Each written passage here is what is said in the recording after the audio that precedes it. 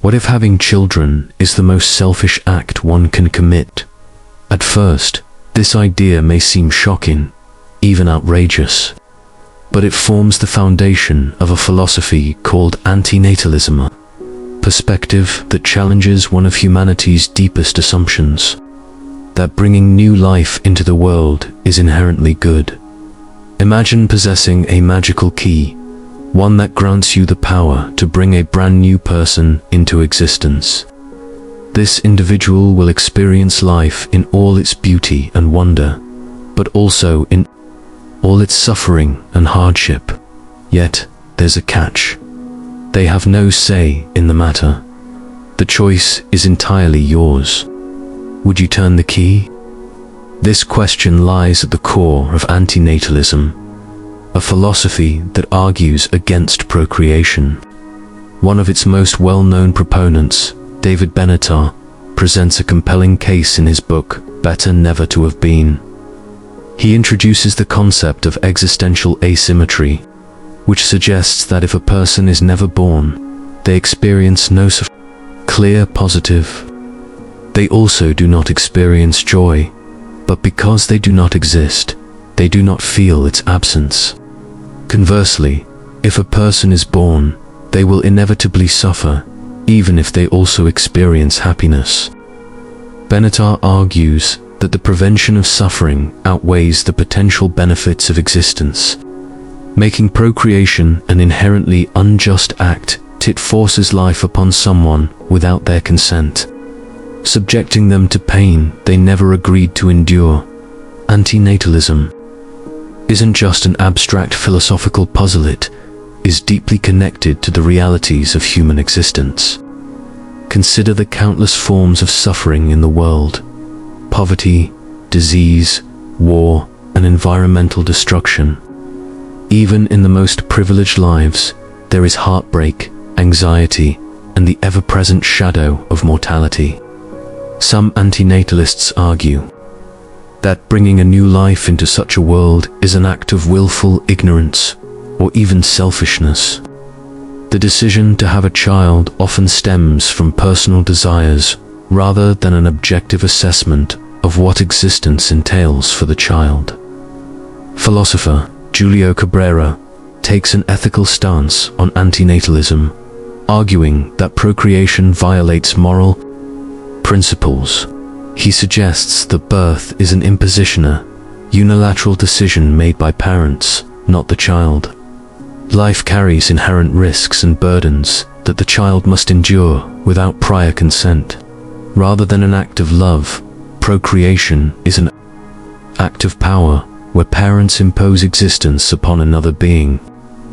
From this perspective, having children is not an innocent or benevolent choice, but an ethically questionable one. Beyond individual suffering, antinatalism also considers the collective impact of human existence. Les Unite, founder of the voluntary human extinction movement, argues that choosing not to reproduce could be a compassionate act, just for humans, but for the planet itself. Humans have caused irreversible harm to the earth: deforestation, mass extinction, climate change. Tonight, a world without humans is not a tragedy, but a return to balance where nature can thrive, free from human destruction. But what about the joys of life, the laughter of children, the warmth of love, the thrill of discovery? Don't these make existence worthwhile?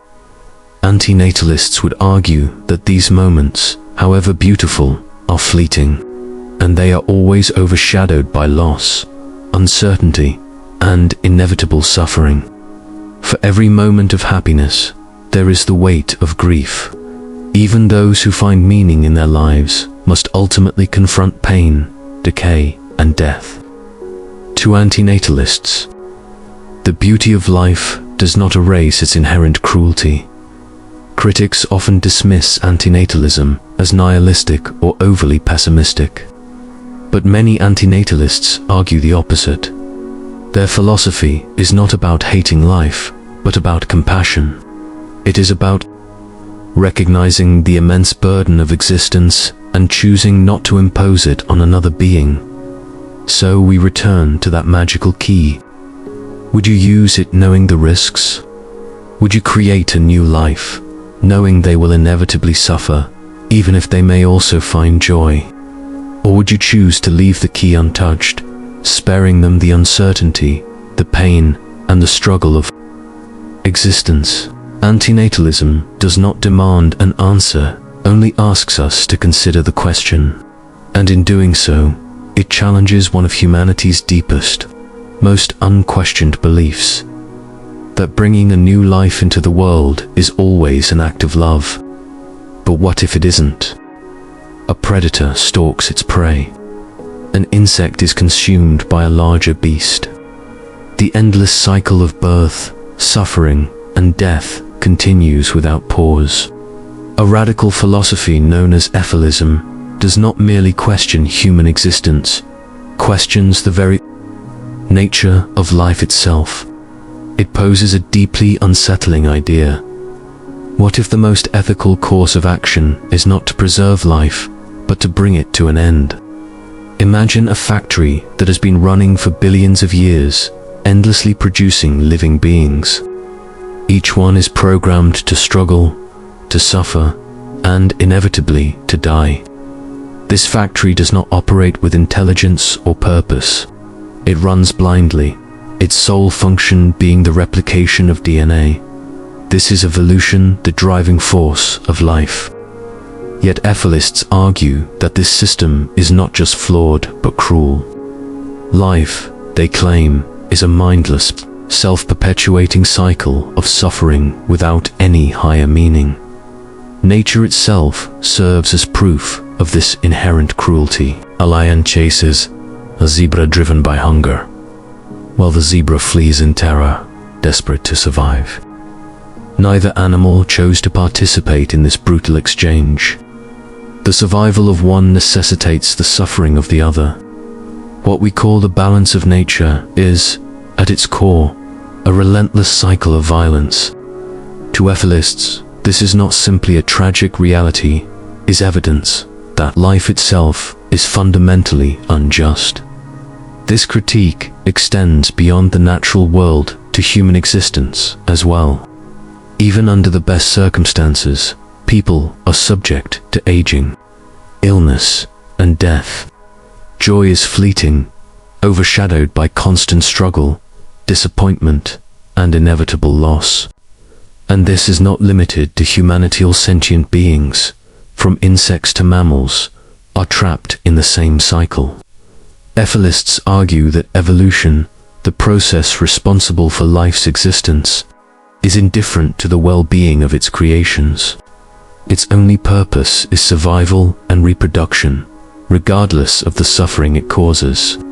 From this perspective, life is not a gift but an unending cycle of need, pain, and eventual decay. Now imagine holding a switch. If flipped, all life in the universe would end painlessly. No more suffering, no more fear, no more relentless struggle. Would you do it? This thought experiment lies at the heart of ethylism. It is not a philosophy born from hatred of life, but from empathy for all living beings caught in its cycle. Ethilists argue that the most compassionate choice is to end suffering entirely, if that means eliminating life itself. Critics dismiss ethylism as extreme or nihilistic, yet its proponents insist that their perspective is grounded in logic and compassion. If no one would willingly subject another to a lifetime of pain and hardship, then why should the continuation of a system that guarantees suffering be seen as acceptable? To ethilists, the answer is clear. The factory must be shut down, the machine stopped, and life's cruel experiment brought to an end. This perspective is unsettling, even unthinkable. It challenges everything we believe about the value of existence. But it leaves us with a difficult question, one that cannot be ignored. Is the cost of life worth paying? Imagine a world where the highest moral priority is not maximizing happiness, but minimizing suffering. This is the foundation of negative utilitarianism, a thought-provoking and controversial ethical perspective. Unlike traditional utilitarianism, which seeks to increase overall happiness, negative utilitarianism focuses entirely on suffering, arguing that reducing or eliminating pain should take precedence over the pursuit of pleasure at its core. This philosophy stems from the recognition that suffering carries a unique moral weight. While happiness can enhance life, suffering often overwhelms it, demanding immediate attention. A fleeting moment of joy can be pleasant, but physical or emotional pain can define a person's existence. Philosopher Karl Popper, an early advocate of this idea, argued that preventing misery should be prioritized over increasing happiness, because alleviating suffering directly improves the quality of life for those affected. This perspective forces a reconsideration of how happiness and suffering are valued. In many cases, focusing on reducing pain seems intuitive, providing food and shelter to those in need, offering medical care to the sick, and addressing mental health crises are clear examples. These actions directly ease suffering and improve well-being, but negative utilitarianism does not stop at individual suffering. It extends to broader, even existential questions. One of its most controversial implications is the idea that if suffering outweighs happiness in the world, drastic measures might be morally justified to prevent future suffering. Some interpretations suggest that if life itself inevitably involves pain, the ethical choice may be to prevent new lives from coming into existence altogether. This perspective aligns with anti-natalist arguments, which hold that procreation is unjustifiable because it inevitably exposes new beings to suffering.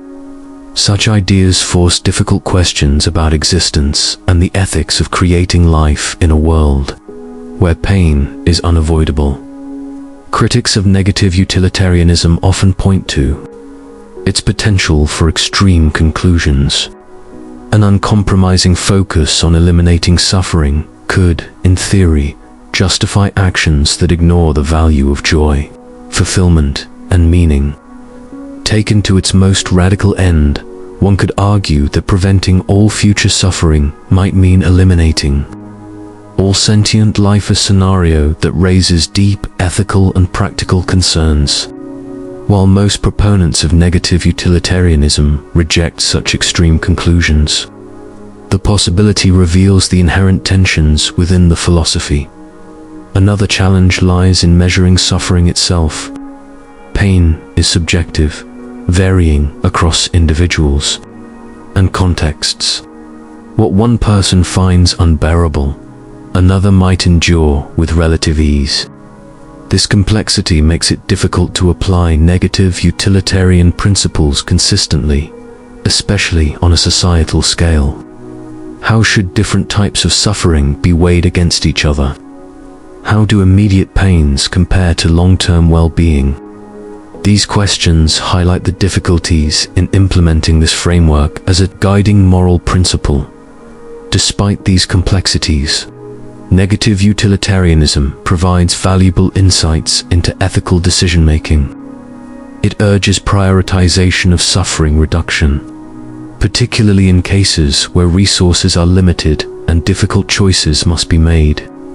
In global health, for instance, this perspective supports focusing on the most severe illnesses or the most urgent humanitarian crises first, by emphasizing suffering as the core moral concern. This framework ensures that those in the greatest distress receive attention before anything else.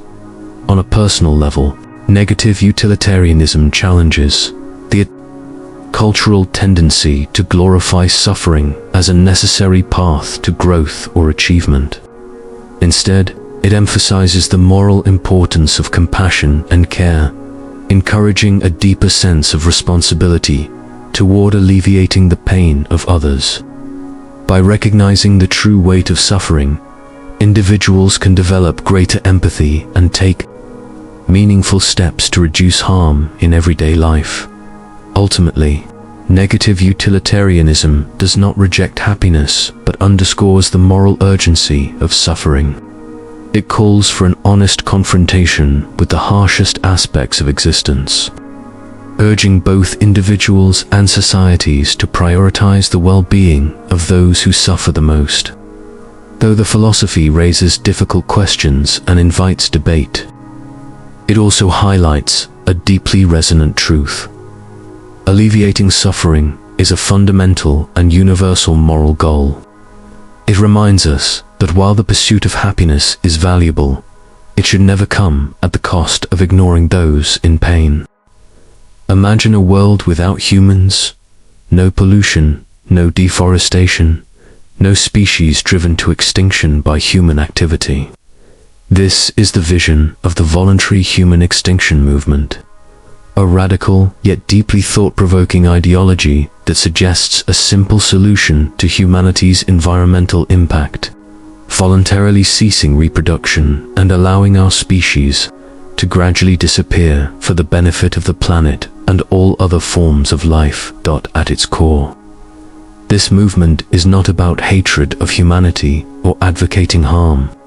Instead, it is rooted in a profound sense of compassion for the Earth, for future generations, and for the countless species whose existence has been jeopardized by human expansion. Its founder, Let's Unite, framed the movement as an ethical choice rather than an imposed directive.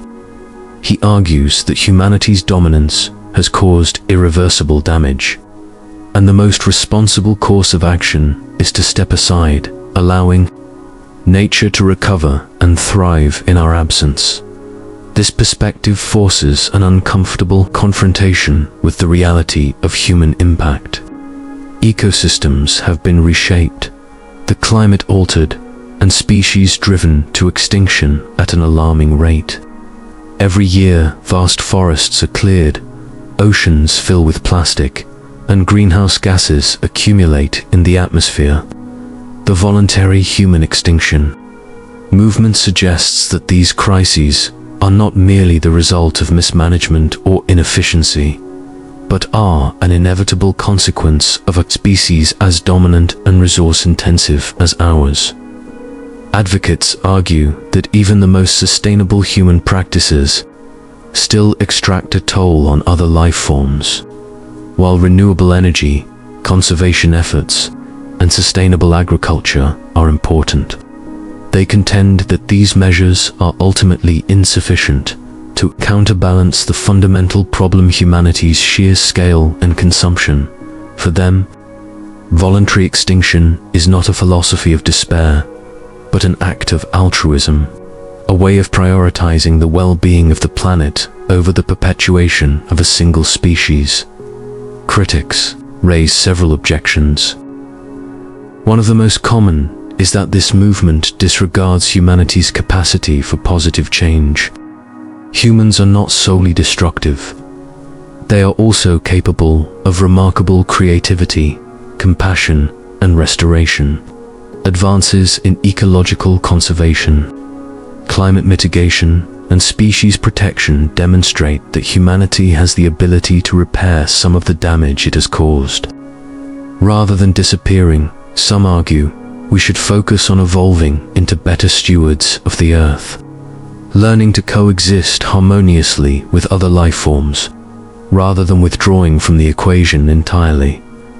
Another philosophical challenge lies in questioning whether extinction is truly a solution.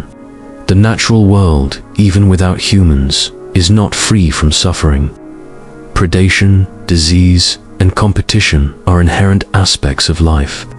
While removing human interference might allow ecosystems to recover, it would not eliminate struggle from the fabric of existence. The assumption that a world without humans is inherently better raises complex ethical dilemmas about how we define harm and progress. The movement also touches on deeper questions about human worth and purpose. Can voluntary extinction be promoted without diminishing the intrinsic value of human life? Supporters argue that their philosophy is not rooted in self-loathing, but in recognizing humanity's unique position of responsibility. Choosing not to reproduce, in their view, is an acknowledgement of the power we hold over the planet and a conscious decision to reduce harm at its source. Beyond its extreme conclusion, the voluntary human extinction movement serves as a challenge to conventional ideas about progress.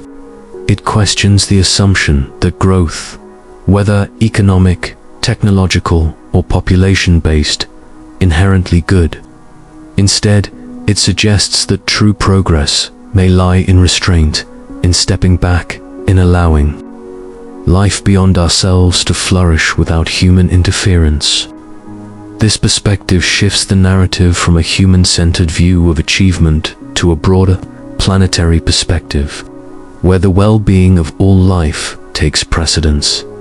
Though the idea of voluntary extinction may seem unrealistic or unsettling, its underlying message resonates with those concerned about the state of the environment.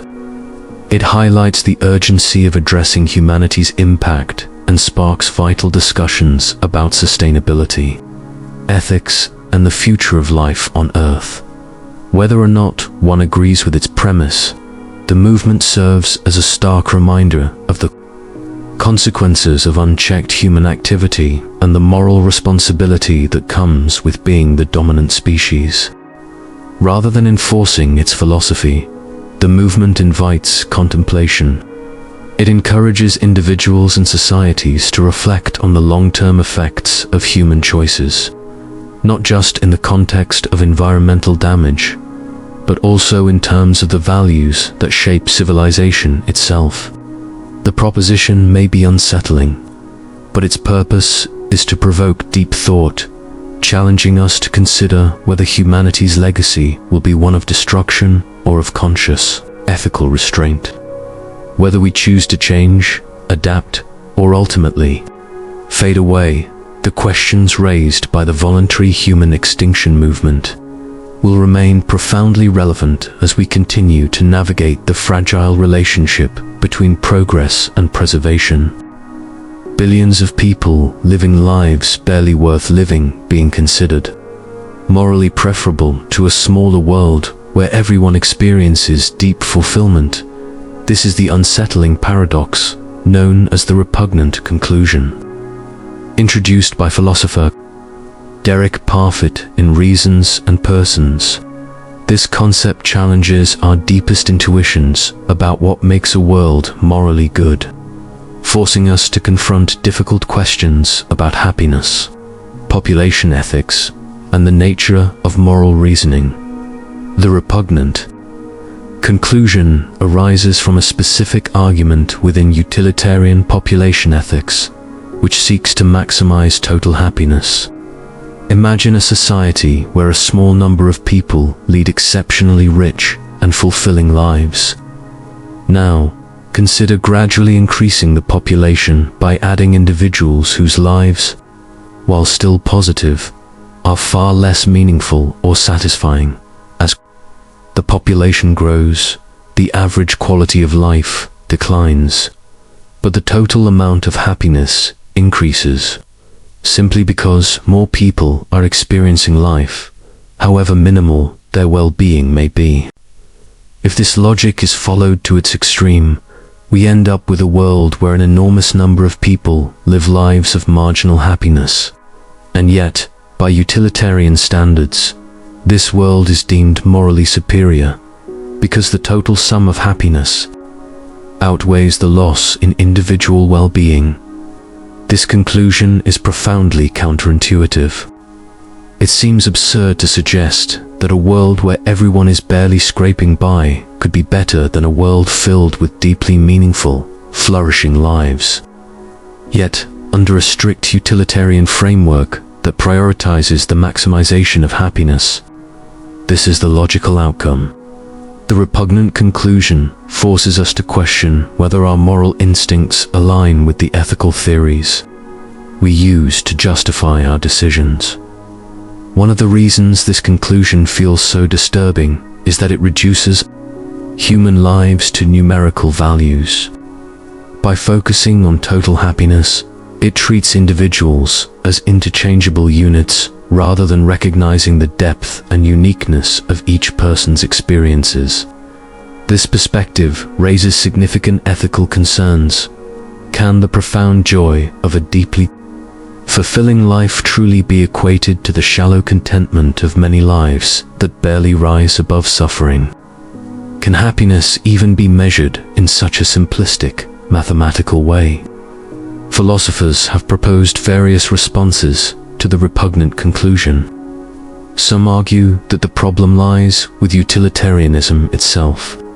By focusing solely on maximizing happiness, utilitarianism may fail to consider other critical values, such as justice, dignity, or the intrinsic importance of individual flourishing.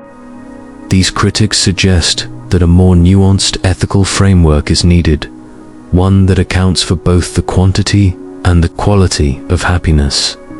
Others, including Parfit, have explored alternative approaches to population ethics. One proposal is the average utility principle, which prioritizes the average happiness in a society rather than the total sum. According to this view, a smaller population with high average well-being would be preferable to a much larger population with only minimal happiness. While this approach avoids the repugnant conclusion, it introduces new ethical dilemmas. For instance, it could be used to justify policies that reduce the number of people in a society to artificially raise average happiness, even if doing so causes harm. Another response questions whether adding new people to the world has moral value at all.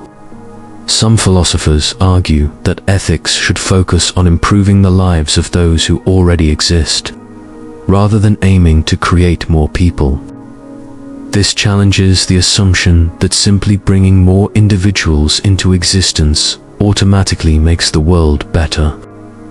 From this perspective, what truly matters is not the sheer number of people experiencing some level of happiness, but the richness and well-being of those who are already alive. The implications of the repugnant conclusion extend beyond abstract philosophy and into real-world policy debates. In discussions on global development, for example, policymakers often face a trade-off between improving the quality of life for a smaller population and providing basic necessities for a much larger one. If one follows the logic of the repugnant conclusion, prioritizing sheer numbers, ensuring that more people exist, even if their lives are only marginally good, could be seen as the morally superior choice. This raises fundamental ethical concerns about how we allocate resources, balance well-being, and consider the needs of both present and future generations. Parfit's work on the repugnant conclusion has influenced a broad spectrum of philosophical discussions. From the ethics of procreation to the responsibilities of governments and international institutions, it challenges us to critically examine the values that shape our moral decisions and forces us to question whether happiness, as an abstract concept, is sufficient to define a good life. Is happiness an objective measure of well-being, or does it fail to capture the complexity of human experience? How do we balance the needs of individuals against those of the collective? And what ethical obligations do we have toward those who have yet to be born? Ultimately, the repugnant conclusion is not just a paradoxy, is a mirror reflecting the inconsistencies and tensions within our moral reasoning. It highlights the challenge of aligning our ethical theories with our deepest intuitions and reminds us that the pursuit of a better world often raises more questions than answers. Why does suffering exist? If we live in a world capable of producing beauty, joy, and love, why is it also filled with pain, loss, and cruelty? This question, known as the problem of suffering, has haunted humanity for centuries. It challenges our understanding of existence, morality, and even the nature of the universe itself at its core. The problem of suffering is not just about why suffering occurs, but what it means and how we should respond to it. Suffering takes many forms: physical pain, emotional anguish, existential despair. It is an undeniable part of the human condition, woven into the fabric of existence. What makes it so perplexing is its universality. No one is exempt. Whether rich or poor, powerful or powerless, every sentient being experiences suffering in some form. This shared reality raises profound questions. Is suffering necessary? Is it random? Or does it serve a deeper purpose? Philosophers and theologians have grappled with these questions for centuries. For those who believe in a higher power, suffering presents a theological dilemma. If God is all-powerful and all-loving, why does he allow suffering to persist? This challenge, often referred to as the problem of evil, has led to countless debates. Some argue that suffering is a test of faith, a tool for spiritual growth, or a consequence of human free will. Yet these explanations often feel incomplete. They might address some instances of suffering, but they struggle to account for the sheer scale of pain in the world. Natural disasters, disease, and tragedies that seem to strike without reason from a secular perspective. Suffering is often understood in terms of biology and evolution. Pain, for instance, serves a vital function, alerting organisms to danger.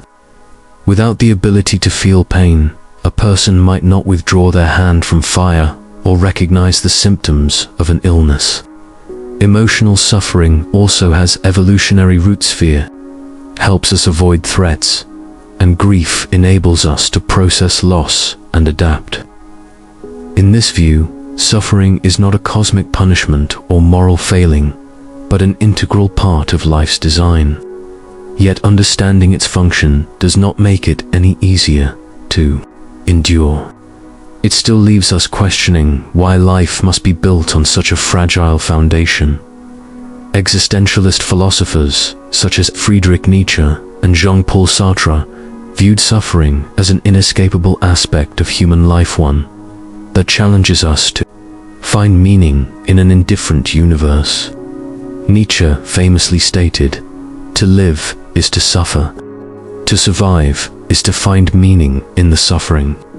For him, suffering was not something to be avoided, but something to be confronted and overcome, a crucible through which strength and purpose are forged.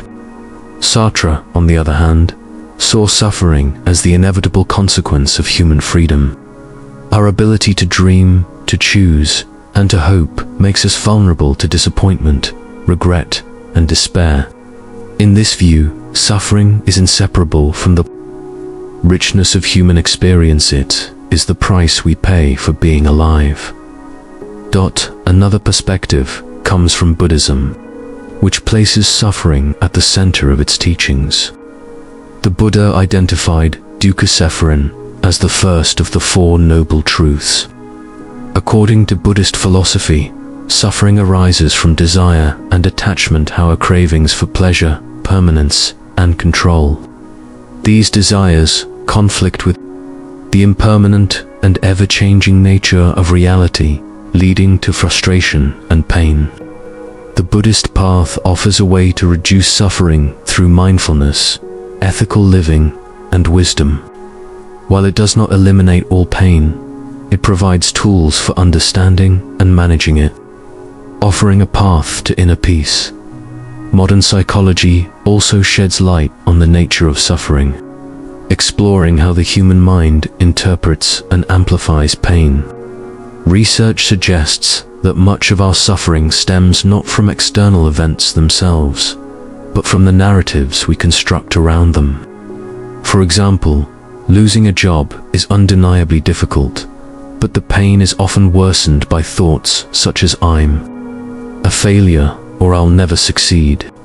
Cognitive behavioral therapy and mindfulness practices aim to break these cycles, helping individuals reframe their experiences and reduce the emotional toll of suffering. In recent years, advances in technology have introduced new dimensions to the problem of suffering. Some futurists believe that suffering could one day be eliminated through artificial intelligence, neuroscience, or transhumanism, whether by re-engineering the human brain or creating digital environments free of pain.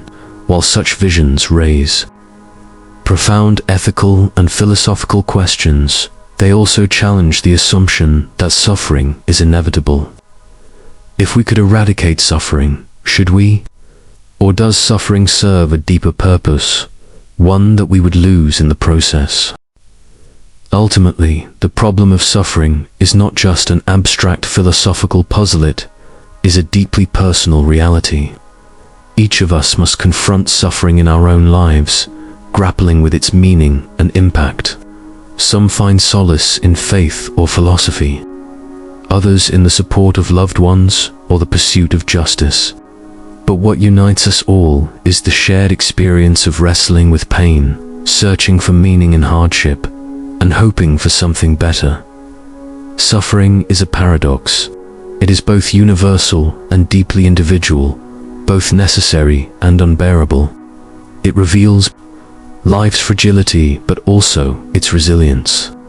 While we may never fully solve the problem of suffering, the way we confront it shapes who we are and how we live. Perhaps the greatest lesson suffering teaches is its ability to connect, to remind us of our shared humanity, to inspire compassion, courage, and the relentless pursuit of understanding. What if the best way to solve life's problems is to stop trying to solve them at all? This is the radical idea at the heart of quietism, a philosophy that encourages us to abandon the struggle for answers and accept life as it is. Quietism is not about resignation or defeat, but about stepping away from the relentless noise of human ambition and finding peace in simplicity and stillness. To understand quietism, imagine a person standing in a river, fighting against the current. They exhaust themselves trying to push forward, only to remain in place or be dragged backward. Quietism suggests a different approach. Rather than resisting the river's flow, we should surrender to it, allowing ourselves to be carried along. This is not the same as giving up. It is the recognition that some struggles are futile, and that true wisdom lies in moving in harmony with life rather than against it. The roots of quietism can be found across various philosophical and spiritual traditions. In Western thought, it is often linked to Pyrrho, the ancient Greek philosopher who founded skepticism. Pyrrho believed that certainty about life's great questions is impossible, and that striving for absolute knowledge only leads to anxiety and frustration. His solution was to suspend judgment entirely, embracing a state of detachment and openness. To him, this equanimity was the key to inner peace in early modern Europe. Quietism took on a religious dimension through the work of Miguel de Mal, a Spanish priest who taught that true spiritual peace comes not through effort, but through stillness and surrender to the divine. Malenos argued that the soul reaches its highest state when it ceases striving and trusts completely in God's will. This form of quietism emphasized the futility of human struggle and the necessity of radical acceptance. Quietism is not confined to Western traditions, closely aligns with Eastern philosophies such as Taoism and Zen Buddhism. The Taoist concept of wu-wei, or effortless action, mirrors the quietist idea of non-striving. Similarly, Zen teachings emphasize letting go of attachments and embracing the present moment without resistance. Though these traditions have distinct cultural roots, they share a common insight. Peace is not found through control or achievement, but through surrender and acceptance. One of the most common critiques of quietism is that it seems to encourage passivity. If we simply accept life as it is, aren't we turning away from suffering and injustice? Quietists, however, argue that their philosophy is not about indifference, but about perspective. Much of human suffering, they suggest, does not arise from the world itself, but from our desperate attempts to impose our will upon it. By stepping back, we gain clarity, allowing us to act not out of ego or desperation, but from a place of wisdom and compassion. In modern philosophy, Ludwig Wittgenstein's later work reflects a quietist approach. Wittgenstein argued that many philosophical problems are illusions created by the misuse of language. Once we recognize this, the problems disappear on their own. He famously wrote, "Whereof one cannot speak, thereof one must be silent." For Wittgenstein, philosophy was not about providing solutions, but about revealing the limits of human understanding, allowing us to find peace within those boundaries. Quietism also offers a radical challenge to how we approach personal and societal challenges. In a world obsessed with productivity, progress, and self-improvement, quietism asks whether our relentless pursuit of more success, more knowledge, more control is truly making us happier, or is it merely feeding our stress and dissatisfaction?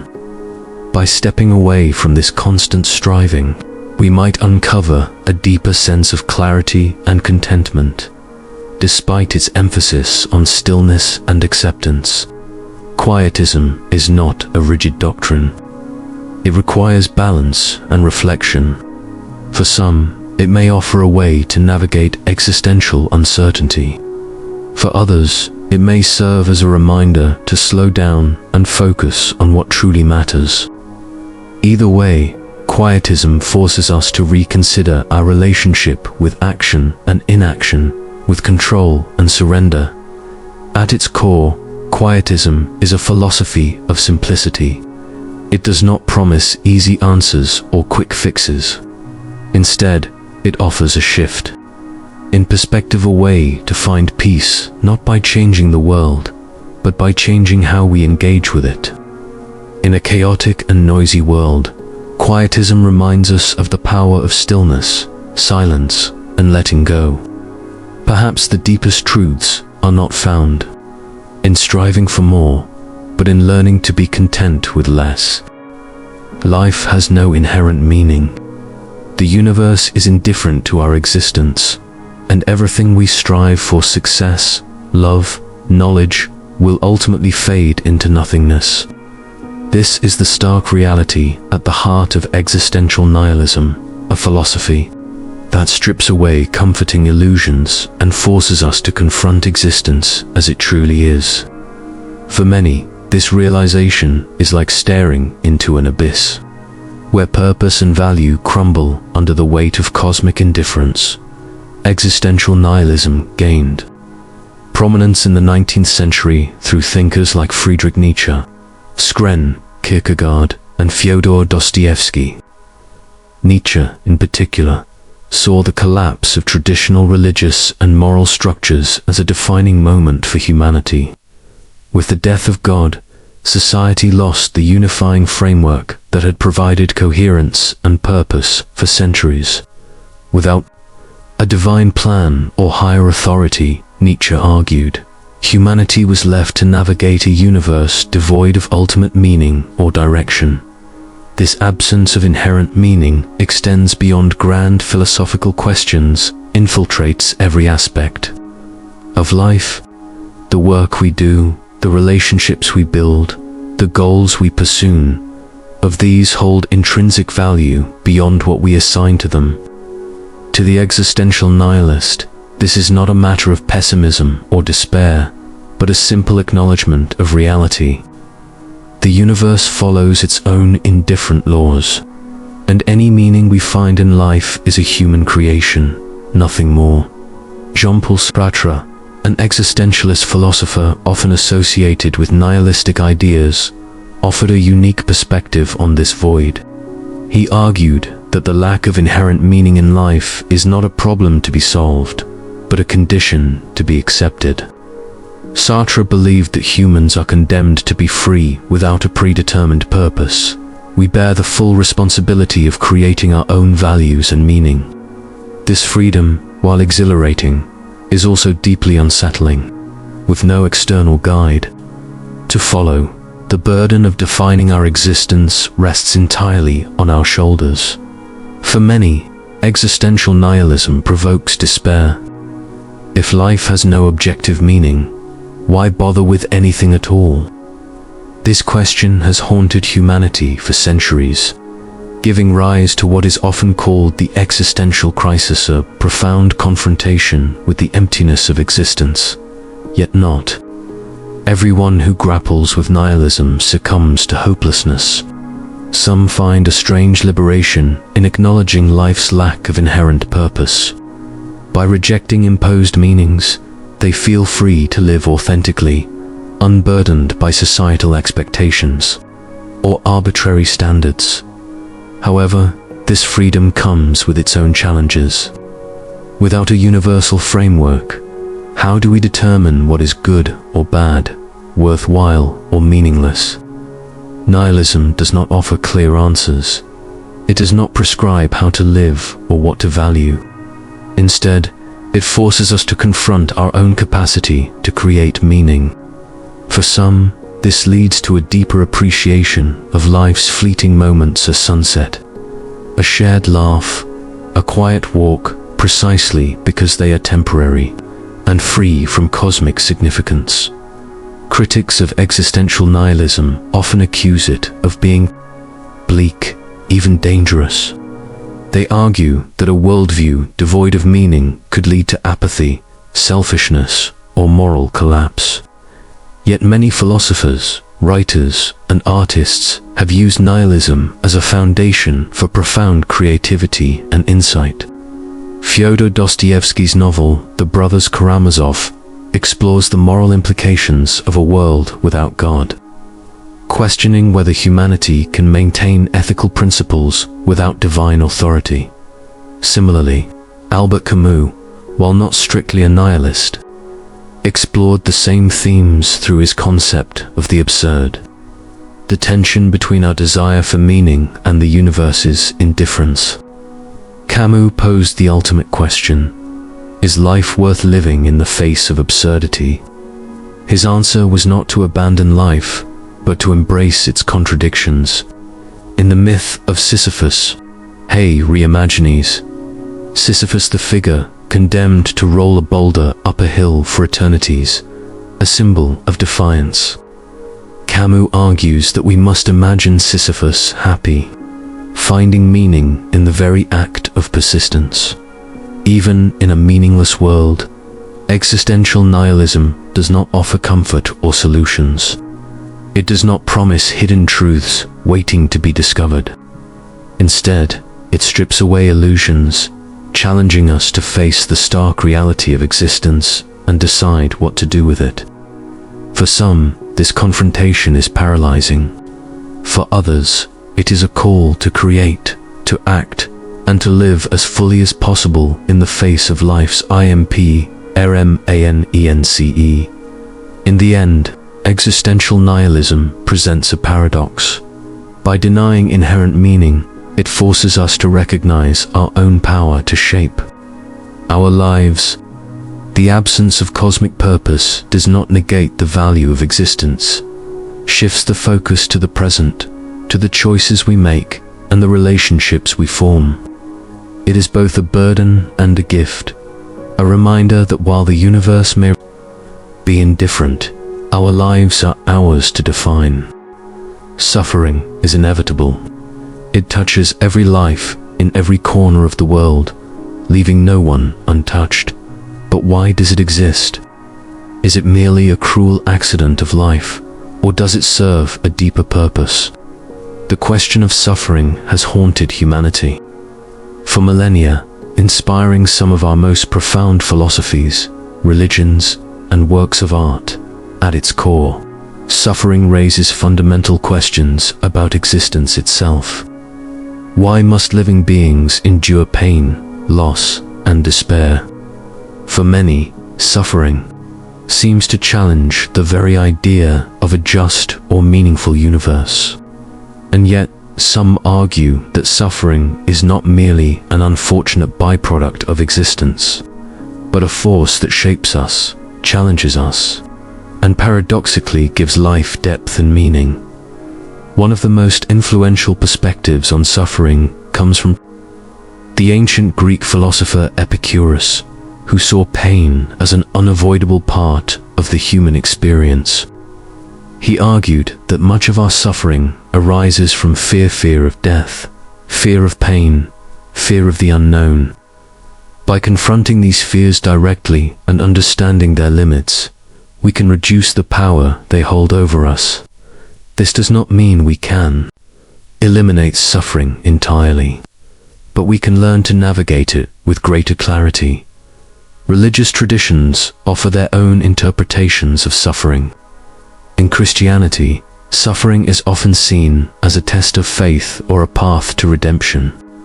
The story of Job, for example, explores the endurance of a man who loses everything yet continues to trust in God. Job's suffering does not come with clear explanations, but through his trials, he deepens his relationship with the divine. This perspective does not erase suffering, but reframes it as something that can transform and elevate the human spirit. Buddhism places suffering at the center of its teachings. The First Noble Truth states that life is marked by suffering dukkha, which arises from desire and attachment. This suffering is not seen as a punishment, but as a natural consequence of craving permanence in an impermanent world. The Buddha's path to enlightenment offers a way to transcend suffering, not by avoiding it, but by understanding its roots and learning to let go. In this view, suffering becomes a teacher, guiding us toward insight and liberation. For existentialist philosophers like Friedrich Nietzsche, suffering is not just an inevitable part of life, it is essential for growth and self-discovery. Nietzsche famously declared, "That which does not kill us makes us stronger." He believed that suffering should not be avoided, but embraced as a source of strength and creativity. Life's greatest challenges, he argued, force us to confront our limitations and push beyond them, transforming pain into power. To Nietzsche, suffering was not merely something to endure, but a force that could fuel human greatness. However, not everyone believes that suffering has meaning. Many nihilists argue that suffering is simply a fact of life, random, indifferent, and without purpose. It has no deeper significance, no cosmic justification. This perspective can be both unsettling and liberating. On one hand, it relieves us of the need to search for meaning in pain. On the other, it leaves us with the daunting task of facing suffering without the comfort of larger narratives. Nihilism challenges us to create our own meaning in a universe that offers none. Modern psychology provides yet another perspective, focusing on how humans process and respond to suffering.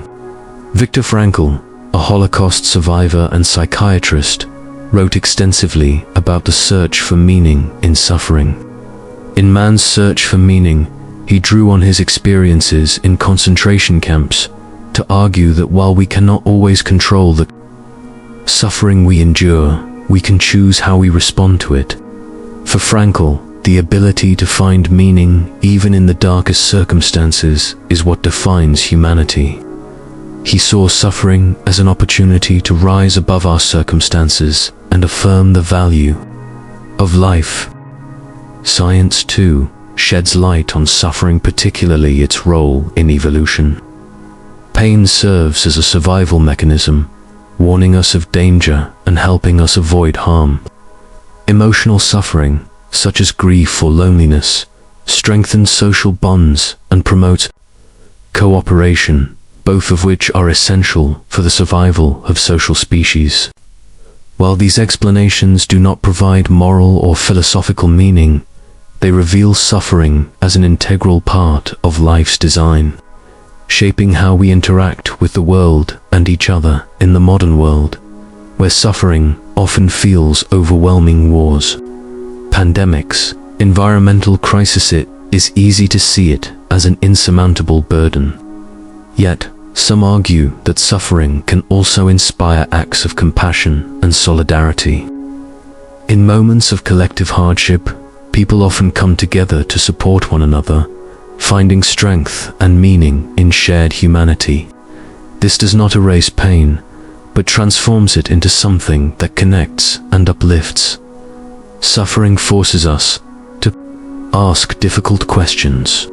It challenges our assumptions, tests our resilience, and compels us to confront the fragility of life.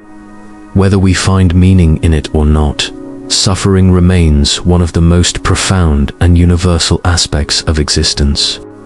It is a mirror reflecting our vulnerability and a crucible in which our character is forged. Ultimately, the meaning of suffering is deeply personal. For some, it is a source of spiritual growth. For others, it is a reminder of life's harsh indifference, and for many, it is simply an undeniable fact of existence, something to be faced and endured. What unites all these perspectives is the recognition that suffering, though painful, is an integral part of being alive. In understanding it, we come closer to understanding ourselves and the complex, fragile, and extraordinary experience of life.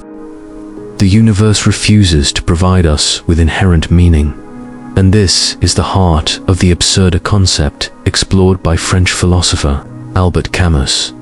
It refers to the fundamental conflict between our human need to find purpose and the universe's cold indifference. The absurd is not a problem to be solved or a puzzle to be unraveled. Rather, it is a condition of existence that we must learn to live with.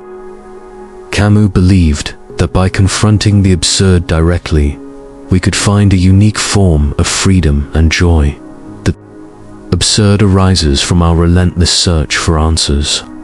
As humans, we crave explanations for our existence, our suffering, and the meaning of it all. We turn to religion, philosophy, science, and art to satisfy this hunger. But no matter how hard we search, the universe remains silent. It offers no ultimate answers, no grand purpose, and no comforting design.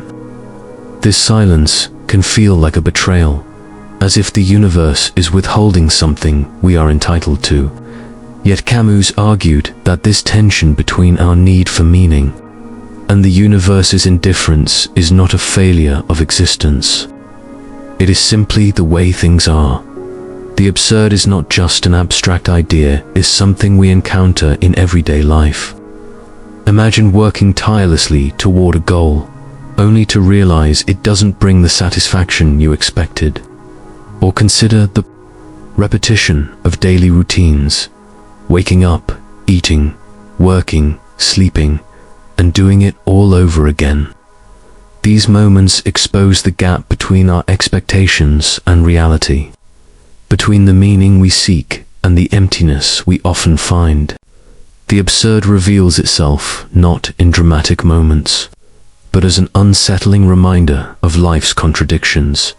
For Camus, the absurd is not something to escape or overcome, it is a reality to confront head-on.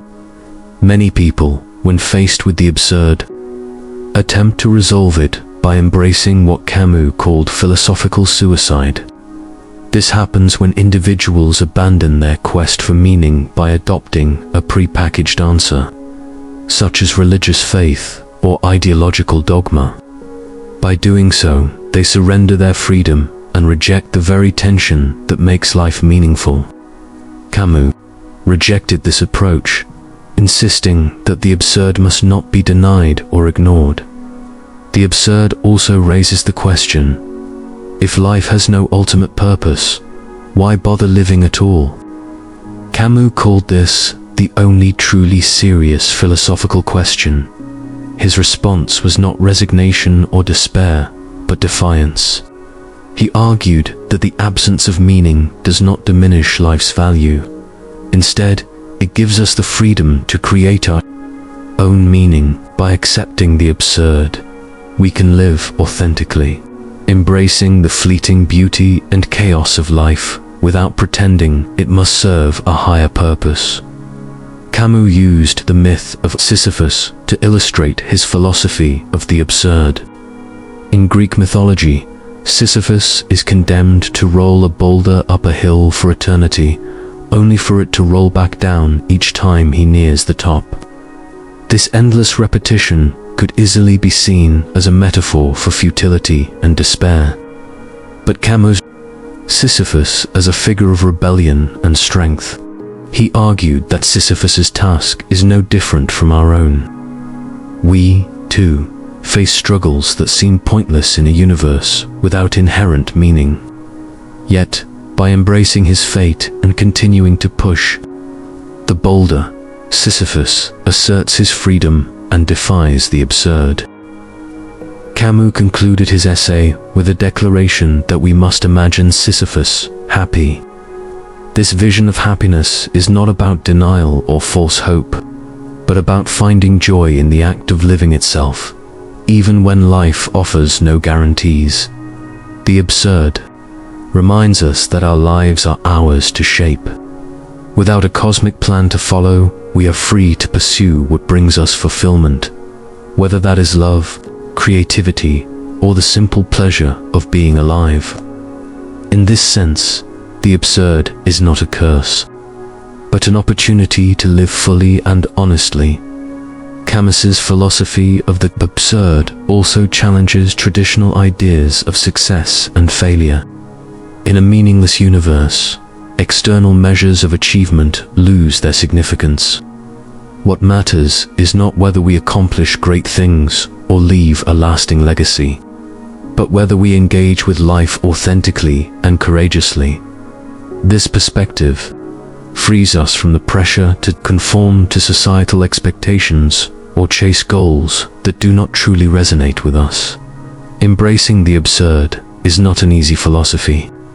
It requires letting go of comforting illusions and facing the world as it is. But in doing so, it offers a profound form of freedom. It teaches us to stop searching for answers that do not exist, and instead focus on the experience of living. The absurd reminds us that life's meaning is not something we find, but something we create. In the end, the absurd is both a challenge and a gift. It asks us to confront the contradictions of existence without flinching, to live with uncertainty and still find joy. Camus believed that this acceptance of the absurd was the ultimate act of rebellion, a refusal to be defeated by life's lack of meaning. By embracing the absurd, we reclaim our freedom and discover a happiness that is uniquely our own. Life, for all its strangeness and struggle, becomes an adventure worth living. Life is a cosmic accident. Life wasn't planned, designed, or inevitable. It's the result of a cosmic accident, extraordinary chain of events in an indifferent universe that happened to align just right, from the formation of the first atoms to the emergence of consciousness. Every step of life's journey is marked by randomness and improbability. The real question is, what does this realization mean for how we perceive ourselves, our purpose, and the nature of existence? To understand life as a cosmic accident, we must look at its origins. About 13.8 billion years ago, the Big Bang marked the birth of the universe. From an unimaginably small and hot point, space, time, and matter began to unfold. In these early moments, chaos, rain particles collided, energy flowed, and over time, atoms formed. Gravity began pulling these atoms together, creating stars and galaxies. But this process wasn't directed or purposeful. It was driven by the laws of physics and the blind forces of nature. Within this swirling chaos, one relatively ordinary star in a relatively ordinary galaxy formed about 4.6 billion years ago. Around it, debris left over from its creation coalesced into planets. On one of these planets, Earth, a unique set of conditions came together: a stable orbit, a protective atmosphere, and a temperature range that allowed liquid water to exist. Again, there was no intention behind this. It was simply a convergence of chance and physics, a cosmic lottery that Earth happened to win. Life began in the oceans, likely as simple organic molecules that formed and interacted under specific conditions. These molecules eventually gave rise to self-replicating structures, the first primitive forms of life. From there, evolution took over, a process driven by randomness. Mutations occur by chance, and only those that offer some survival advantage persist over billions of years. This led to the incredible diversity of life we see today, including us conscious beings capable of reflecting on our own existence. But here's the catch. None of this had to happen. If the Big Bang had been slightly different, if Earth's orbit was slightly closer to or farther from the Sun, or if a single mutation in our evolutionary history hadn't occurred, we wouldn't be here. The conditions that allowed for life, and especially intelligent life, are so improbable that they can feel almost miraculous. Yet, there is no evidence to suggest that any guiding force or higher purpose was involved. It's all the result of natural processes and countless coincidences. This realization can be both awe-inspiring and unsettling. On the one hand, it underscores how extraordinary our existence is. The odds of life arising, let alone intelligent life capable of contemplating its own origins, are astronomically low. On the other hand, it suggests that we are not central to the universe's story.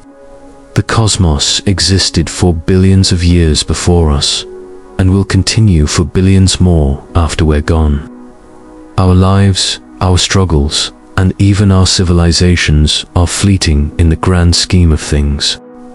For some, this perspective raises questions about meaning. If life is an accident, does that mean it's meaningless? If the universe is indifferent to our existence, does that make everything we do pointless? These are deeply personal questions, and different thinkers have approached them in different ways. For existentialist philosophers, the absence of inherent meaning is not a problem, but an opportunity. They argue that meaning is something we create, not something given to us. The fact that life has no predetermined purpose frees us to define our own scientists, to find inspiration in the accidental nature of life. Rather than diminishing its value, the randomness of existence highlights how remarkable it is. Carl Sagan, for example, famously described humans as star stuff, emphasizing that the elements in our bodies were forged in the hearts of dying stars. For Sagan, this connection to the cosmos was a source of wonder and humility. It reminded us that while we may be small, we are deeply tied to the universe that created us. Life as a cosmic accident also challenges us to rethink our relationship with the world around us. If we are the result of chance, so is every other living thing. This perspective fosters a sense of kinship with all forms of life, from the tiniest microbe to the largest whale. It reminds us that we are not separate from nature, but a part of it's a fleeting expression of the same processes that created stars and galaxies. At the same time, this view makes us more aware of our responsibility. Life on Earth is fragile, and its continued existence depends on the choices we make as a species. Understanding how improbable and precious life is can motivate us to protect it, not because of any higher purpose, but because we recognize its intrinsic value. Ultimately, seeing life as a cosmic accident invites us to embrace uncertainty. It asks us to let go of the idea that the universe owes us answers or guarantees. Instead, it challenges us to find beauty and meaning in the randomness of existence. While our lives may not have been planned, they are ours to live. In a universe indifferent to our presence, the very act of living, caring, and wondering becomes a profound expression of what it means to exist. Happiness often feels just out of reach. We pursue new goals, dream of bigger achievements, and tell ourselves that with more money, more success, more love, we'll finally be content. But when we attain these things, the satisfaction fades and the cycle begins again. This endless pursuit is known as the hedonistic treadmill, a concept that explains how our search for happiness keeps us stuck in place. The hedonistic treadmill, or hedonic adaptation, refers to our tendency to quickly return to a baseline level of happiness, regardless of what happens in our lives. When we achieve something we've long desired, new job, a raise, a relationship, we experience a surge of happiness. However, over time, that excitement fades as we adapt to the change. Similarly, negative experiences, like losing a job or going through a breakup, often cause an initial drop in happiness. But eventually, we recover and return to our baseline. This cycle isn't just anecdotal, it's supported by research.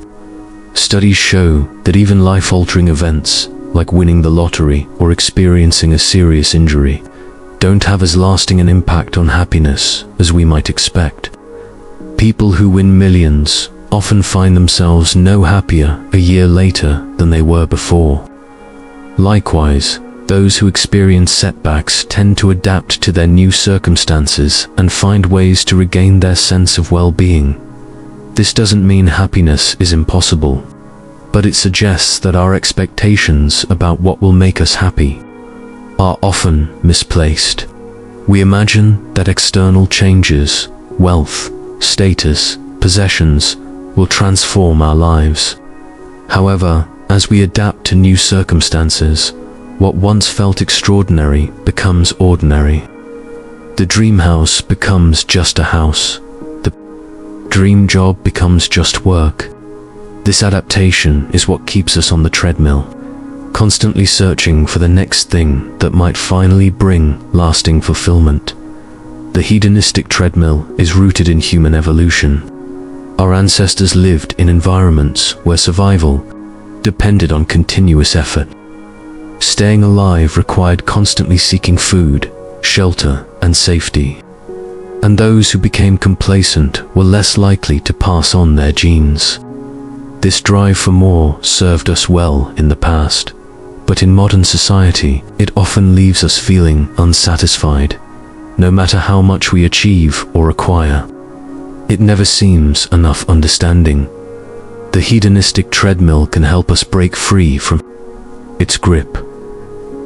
One key insight is that material wealth and external success have diminishing returns when it comes to happiness. Research shows that while money can improve well-being up to a certain point by meeting basic needs and reducing financial stress, its impact on happiness is minimal beyond that.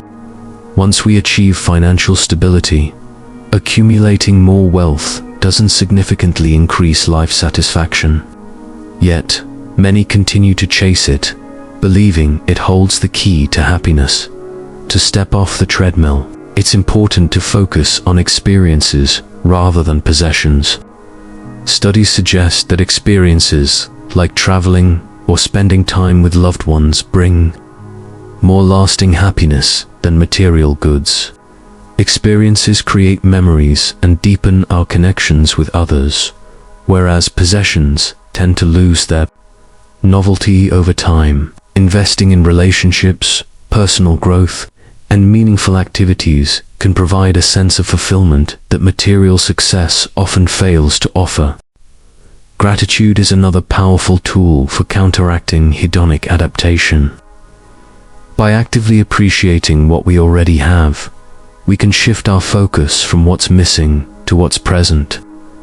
Practicing gratitude has been shown to increase happiness, reduce stress, and improve relationships.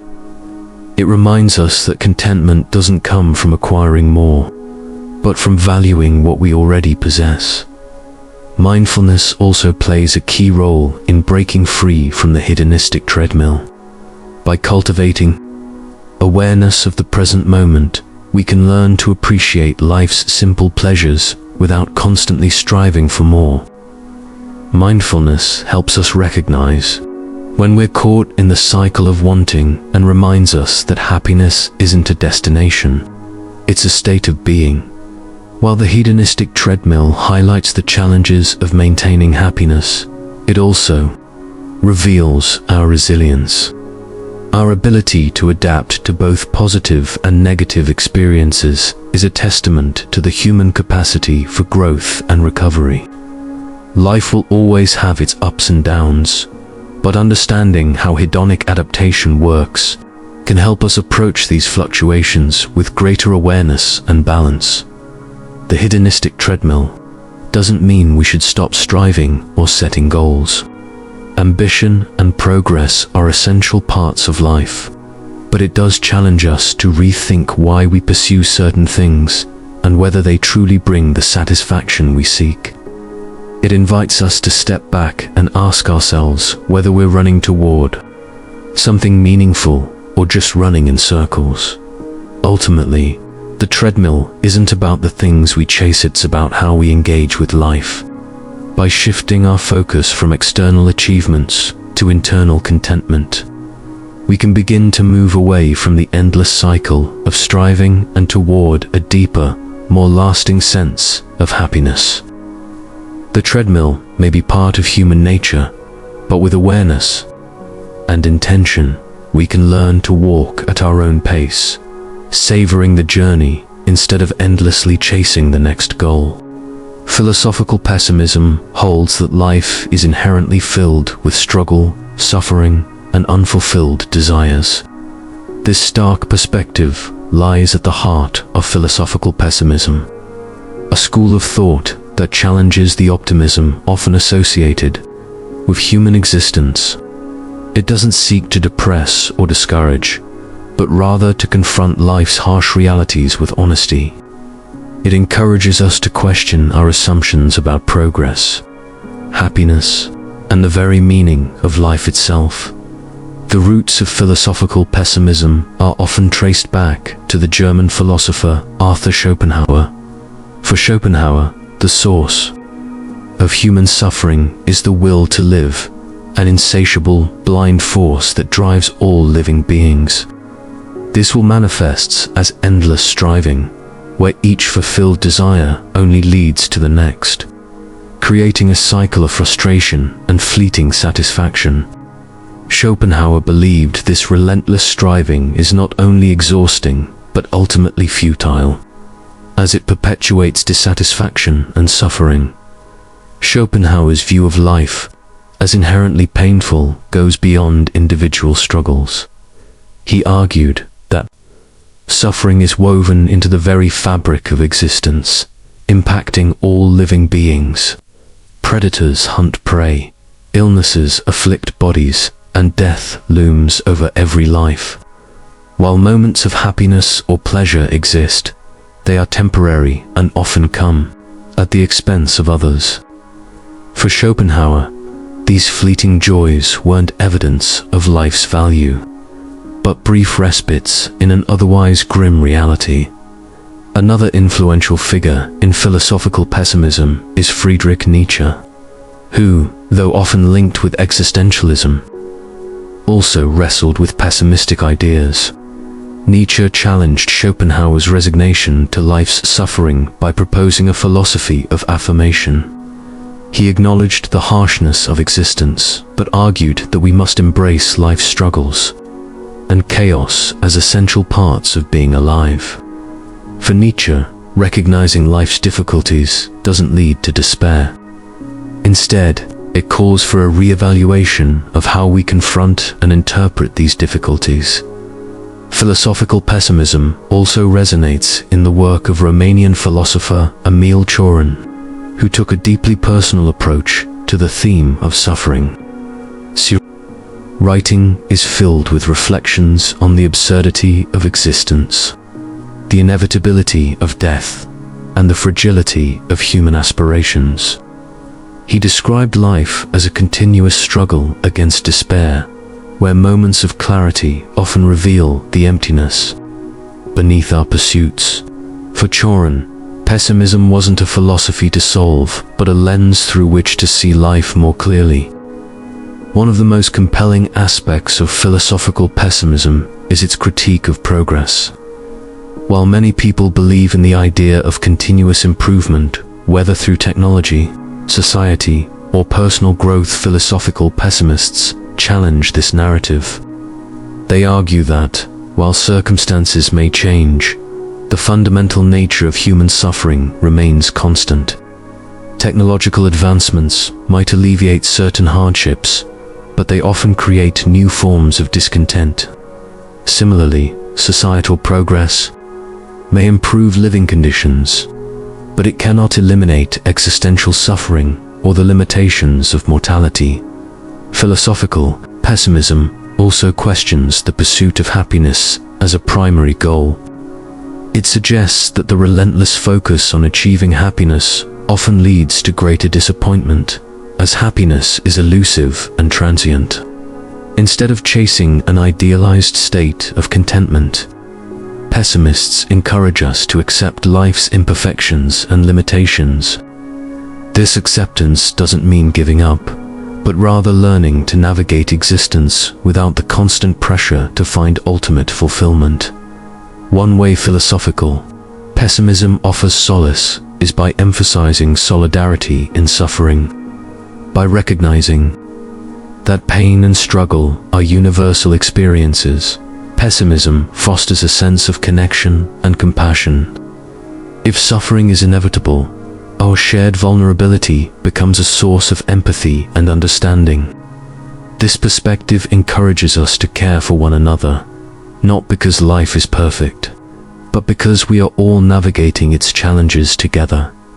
Philosophical pessimism also provides a counterbalance to overly simplistic or idealistic views of life in a world that often glorifies positivity and success. Pessimism serves as a reminder that struggle is a natural and valid part of existence. It allows us to approach life with a sense of realism, acknowledging its difficulties, without being consumed by them. In this way, pessimism can be a grounding force, helping us maintain perspective in the face of hardship. Critics of philosophical pessimism often accuse it of being defeatist or overly negative, arguing that focusing on life's struggles risks ignoring its beauty, joy, and potential. However, many pessimists would disagree with this characterization.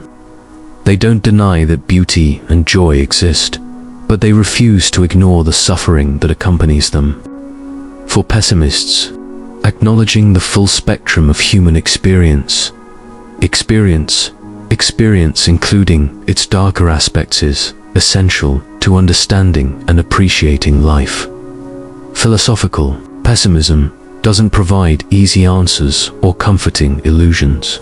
It doesn't promise a better future or a hidden purpose behind life's struggles. Instead, it challenges us to confront existence as it is, without sugarcoating or avoidance. This confrontation though difficult, can also be liberating. By letting go of unrealistic expectations, we can engage with life on its own terms, finding meaning in the act of living itself.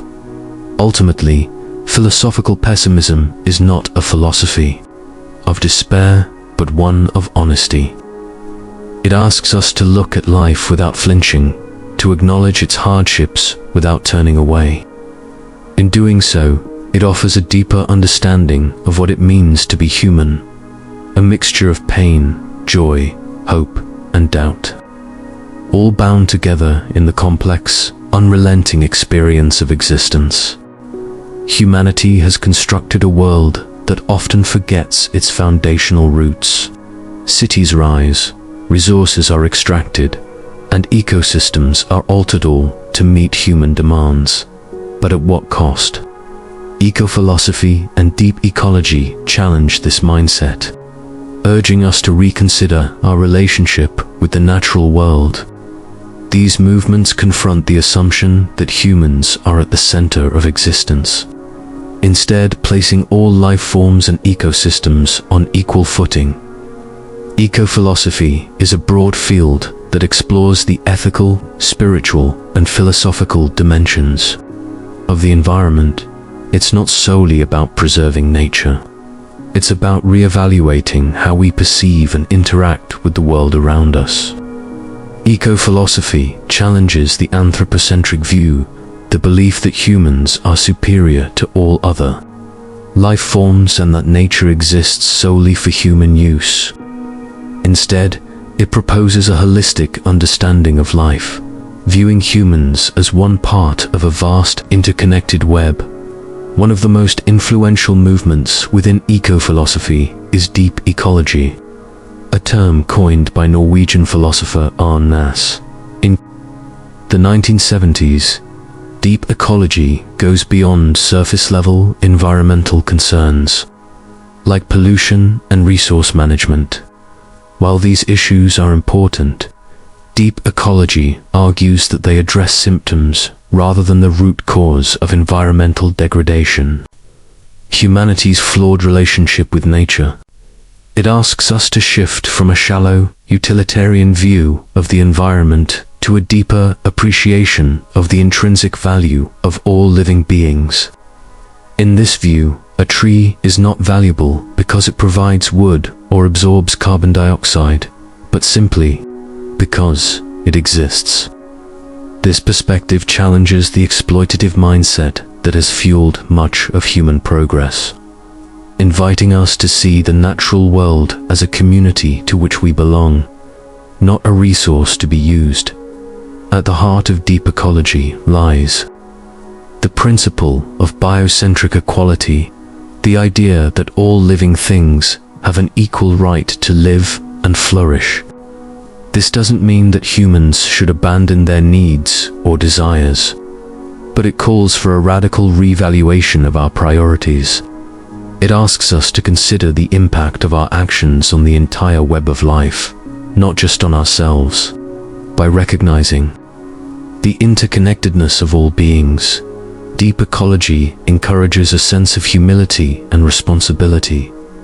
The implications of deep ecology are profound. It challenges economic systems that prioritize growth and consumption over ecological balance. It questions the narratives of human exceptionalism that have justified the destruction of habitats and species, and it advocates for a transformation in everything from agriculture to energy production, focusing on sustainability and coexistence rather than exploitation. Philosophers and activists within the deep ecology movement often emphasize the spiritual dimensions of this perspective. They argue that reconnecting with nature is not just an ecological necessity, but a path to personal and collective well-being. Many indigenous traditions, for example, have long held the belief that humans are part of a larger natural order, with responsibilities to the land and its inhabitants. Deep ecology draws inspiration from these worldviews, seeking to integrate them into modern environmental thought. Critics of deep ecology sometimes argue that its principles are too idealistic or impractical in a world driven by economic and political interests. They question whether humanity can truly prioritize the needs of ecosystems over its own short-term goals. Others worry that deep ecology's emphasis on biocentric equality could lead to difficult ethical dilemmas, such as balancing human survival with the protection of other species. These criticisms highlight the tension between deep ecology's vision and the realities of human society. Despite these challenges, deep ecology offers a powerful lens through which to view the environmental crises of our time. It reminds us that the destruction of ecosystems is not just an environmental issue, but a moral and philosophical failure. By treating nature as a commodity, we undermine the very systems that sustain life. Deep ecology invites us to imagine a different future, one where humanity lives in harmony with the earth, respecting its limits and celebrating its diversity. Eco-philosophy and deep ecology also offer practical guidance for individuals and communities. They encourage local sustainable practices that reduce harm to the environment, promote education and awareness about the interdependence of life, and inspire grassroots movements that challenge the systems and policies driving ecological destruction. These efforts may not solve every problem, but they represent an important step toward aligning human activities with the principles of deep ecology. Perhaps the most radical aspect of eco-philosophy and deep ecology is their call for a shift in consciousness. They ask us to move beyond seeing nature as something separate from ourselves, and instead recognize that we are deeply embedded within it. This shift is not easy. It requires confronting long-held beliefs, rethinking our values, and accepting that humanity is not the pinnacle of life, but one part of a larger whole. In a world facing climate change, biodiversity loss, and resource depletion, the ideas of eco-philosophy and deep ecology are more relevant than ever. They challenge us to look beyond immediate solutions and address the deeper issues at the heart of the environmental crisis. They remind us that the health of the planet is inseparable from our own well-being, and that by caring for the earth, we are ultimately caring for ourselves. Eco-philosophy and deep ecology may not offer quick fixes, but they provide a vision of what is possible. A world where humanity learns to live within its means, respects the rights of all beings, and finds meaning not in domination, but in connection. This vision is both a challenge and an invitation, urging us to rethink what it means to be human in a world that is infinitely larger and more complex than ourselves. No matter how deeply we connect, how much we love, or how closely we bond with others, there remains a part of us that is fundamentally alone. This is existential loneliness, a profound, pervasive sense of isolation that stems not from being physically alone, but from the very nature of existence itself. It is the recognition that, as individuals, we are ultimately isolated in our inner experiences, carrying the weight of our existence on our own. Existential loneliness is distinct from social isolation, or the temporary feeling of missing someone. It arises from the realization that no one can truly understand or fully share another person's inner world. No matter how well we communicate or how closely we connect with someone, our subjective experiences are uniquely ours. This inherent separateness is simply a part of being human. Philosophers and writers have long wrestled with this deep sense of isolation. Søren Kierkegaard, often considered the father of existentialism, spoke of the individual's relationship to existence as a solitary journey. He believed that confronting this solitude was essential for personal growth and authenticity. For Kierkegaard, To live a meaningful and authentic life, one must face the truth of their aloneness. In this way, existential loneliness is not just a burden, but also a call to engage with oneself deeply and honestly. Friedrich Nietzsche explored a similar idea through his concept of the Übermensch or overmen. He viewed the journey toward self-realization as inherently solitary, requiring individuals to transcend societal norms and create their own values. For Nietzsche, existential loneliness was not something to avoid, but something to embrace, as it was a source of strength and individuality. The loneliness of standing apart from the crowd and forging one's own path was central to his vision of a fulfilled life. Existential loneliness is also closely tied to our awareness of mortality. As conscious beings, we understand that our lives are finite and no one else can share in the experience of our death. This awareness creates a profound sense of solitude as we realize that we alone must face the uncertainty of what lies beyond. Martin Heidegger focused on this awareness of mortality as central to the human condition. He described the concept of being toward death, emphasizing that the inevitability of death shapes how we live and confront our own existence. In this context, existential loneliness becomes inescapably woven into our awareness of life's fragility. At the same time, existential loneliness can be a source of creativity and insight. Writers, artists, and thinkers often draw on their experiences of isolation to create works that resonate deeply with others. Franz Kafka's writings, for instance, reflect a profound sense of alienation and solitude, yet they speak to universal feelings of disconnection. This paradox reveals one of the unique aspects of existential loneliness. While it is deeply personal, it is also a shared human experience. By acknowledging our isolation, we find a strange form of connection with others who feel the same. Existential loneliness also raises questions about the nature of relationships.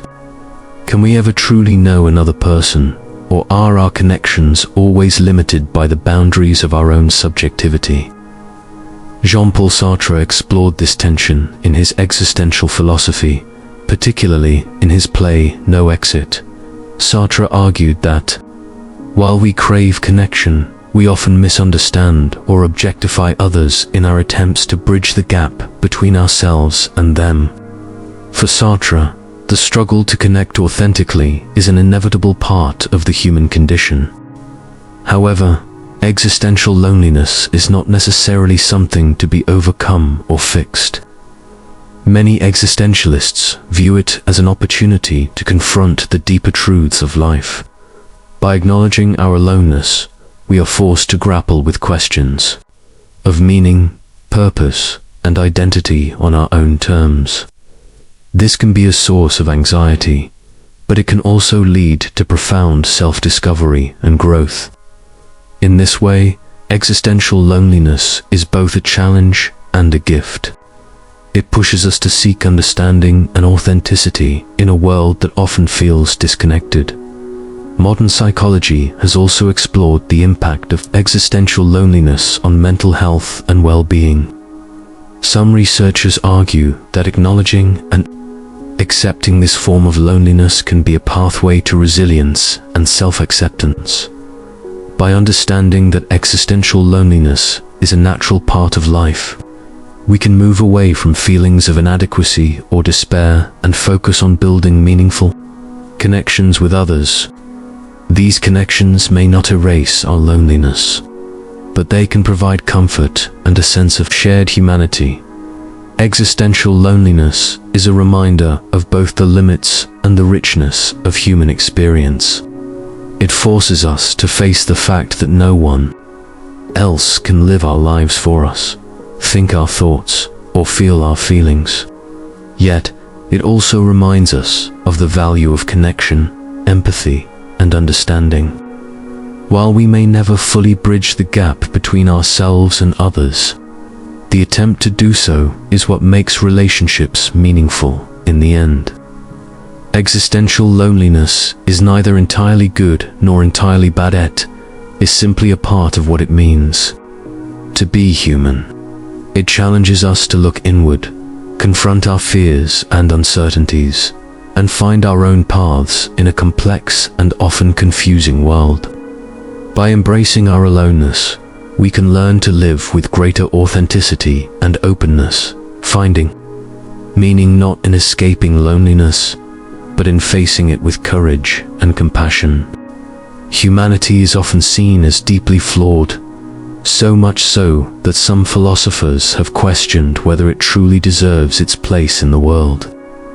Misanthropy, the distrust and critique of human nature, has long been a theme in philosophy, challenging our understanding of ourselves, our values, and the consequences of our actions. It's not about hating individual people, but questioning the collective nature of humanity, its tendencies, and the impact of its choices. Philosophical misanthropy goes beyond cynicism or bitterness. It is a serious critique of human nature. It delves into how humanity falls short of its ideals, focusing particularly on the harm we inflict on others, ourselves, and the planet. For thinkers like Arthur Schopenhauer, misanthropy stemmed from a deep skepticism about human behavior. Schopenhauer believed that humanity was driven by the will to live a blind, insatiable force leading to constant striving, competition, and suffering. He argued that, rather than being rational or virtuous, humans are largely governed by selfishness and irrational desires. Friedrich Nietzsche, another pivotal figure, approached misanthropy from a different angle. While Nietzsche criticized humanity for its herd mentality and its inclination to seek comfort and mediocrity, he didn't reject humanity outright. Instead, he saw these flaws as challenges to be overcome. Nietzsche's misanthropy wasn't a dismissal of humanity, but rather a call for transformation, a demand that we confront our limitations and strive to become better versions of ourselves. Philosophical misanthropy often arises from a sense of disappointment with humanity. The ancient Greek philosopher Diogenes of Sinope, a key figure in cynicism, was known for his sharp critiques of human hypocrisy and vanity. He is said to have wandered the streets with a lantern, searching for an honest man. Diogenes rejected the social conventions and materialism of his time, believing that humanity's pursuit of wealth, power, and status had corrupted its moral character. His misanthropy wasn't rooted in hatred but in frustration with humanity's failure to live authentically and virtuously. Jean-Jacques Rousseau, a more hopeful thinker, also expressed misanthropic ideas in his critique of civilization. Rousseau believed that humanity was inherently good in its natural state, but had been corrupted by society. He argued that the pursuit of progress and modernity had alienated people from their true nature, leading to inequality, greed, and moral decay. While Rousseau's misanthropy was directed at the collective flaws of civilization, it was grounded in the belief that humanity could redeem itself through a return to simplicity and a closer connection with nature. Modern misanthropic philosophy often focuses on humanity's impact on the planet. Environmental philosophers like Arne Naess and thinkers associated with the deep ecology movement argue that humanity's exploitation of nature reflects a dangerous anthropocentrism. From this perspective, humanity is seen as a destructive force, prioritizing its own interests at the expense of other species and ecosystems. Though not all environmentalists are misanthropes, this critique of humanity's role in the ecological crisis aligns with a broader distrust of human behavior. Misanthropy can also take an existential turn, questioning whether humanity's existence has any inherent value. Philosopher Emil Cioran, for example, wrote extensively about the absurdity and futility of human life. For Cioran, humanity's relentless pursuit of meaning often masked deeper flaws: arrogance, destructiveness, and an inability to confront its limitations. However, Cioran's work also contains dark humor and a recognition of the resilience and contradictions inherent in the human condition. Critics of philosophical misanthropy often argue that it is overly harsh and dismissive of humanity's potential. They point to acts of kindness, creativity, and progress as evidence that humanity is capable of greatness. While misanthropy highlights human failures, it risks overlooking our capacity for compassion, innovation, and resilience. However, many misanthropic philosophers would counter that their critique is not an absolute condemnation, but an attempt to confront uncomfortable truths. By acknowledging humanity's flaws, they argue we can begin to address them. One of the most challenging aspects of misanthropy is its moral implications. If humanity is fundamentally flawed, what should we do about it? Should we strive to change, or should we accept our limitations? Philosophers like Nietzsche saw misanthropy as a call to action, urging humanity to overcome its weaknesses and embrace its potential. Others, like Schopenhauer, leaned toward resignation, viewing humanity's flaws as inherent and unchangeable. Philosophical misanthropy forces us to grapple with difficult questions about our nature and our future. Are our flaws a product of circumstance, or are they intrinsic to who we are? Can we rise above our tendencies towards selfishness, violence, and destruction, or are these traits inseparable from our humanity? These questions are not easily answered, but they are vital to understanding the human condition. Ultimately, philosophical misanthropy is not about rejecting humanity, but about holding up a mirror to it. It calls us to confront our failures, question our assumptions, and reconsider what it means to be human. Whether it leads to despair, hope, or transformation, philosophical misanthropy challenges us to take an honest and thoughtful look at ourselves. In doing so, it invites us to engage with humanity more deeply and reflectively than ever before. What if humanity could take control of its own evolution, enhancing both our bodies and minds beyond anything nature ever intended? This is the vision of transhumanism, a movement that seeks to use technology to transcend the biological limitations of the human body and redefine what it means to be human. No longer confined to the realm of science fiction, transhumanism has become a rapidly growing field that blends philosophy, ethics, and cutting-edge science, envisioning a future where humans are no longer bound by aging, disease, or even death. Begins with a simple premise: human beings are not the final stage of evolution. For centuries, we have adapted to our environment through natural selection, but transhumanists argue that we now have the ability to direct our own development. Advances in artificial intelligence, biotechnology, nanotechnology, and neuroscience are making it possible to fundamentally alter the way we live, think, and interact with the world. One of the central goals of transhumanism is to eliminate the physical vulnerabilities of the human body. Aging, often seen as an inevitable part of life, is viewed by transhumanists as a problem to be solved.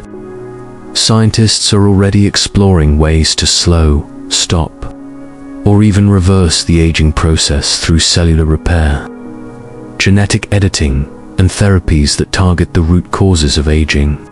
The dream of significantly extending our lifespan or even achieving immortality is now a possibility within reach. disease is another frontier.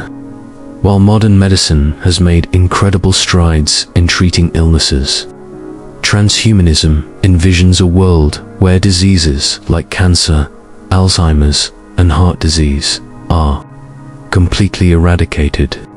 Gene editing tools like CRISPR are being used to correct genetic defects and strengthen immunity, while advances in prosthetics and bioengineering are enabling the replacement of damaged organs and tissues with more durable, efficient alternatives. Is not just about physical enhancement. It also aims to expand human intelligence and cognitive abilities. Brain-computer interfaces, for example, are being developed to allow direct communication between our minds and machines. This technology could enhance memory, improve problem-solving abilities, and even open up new forms of creativity and expression.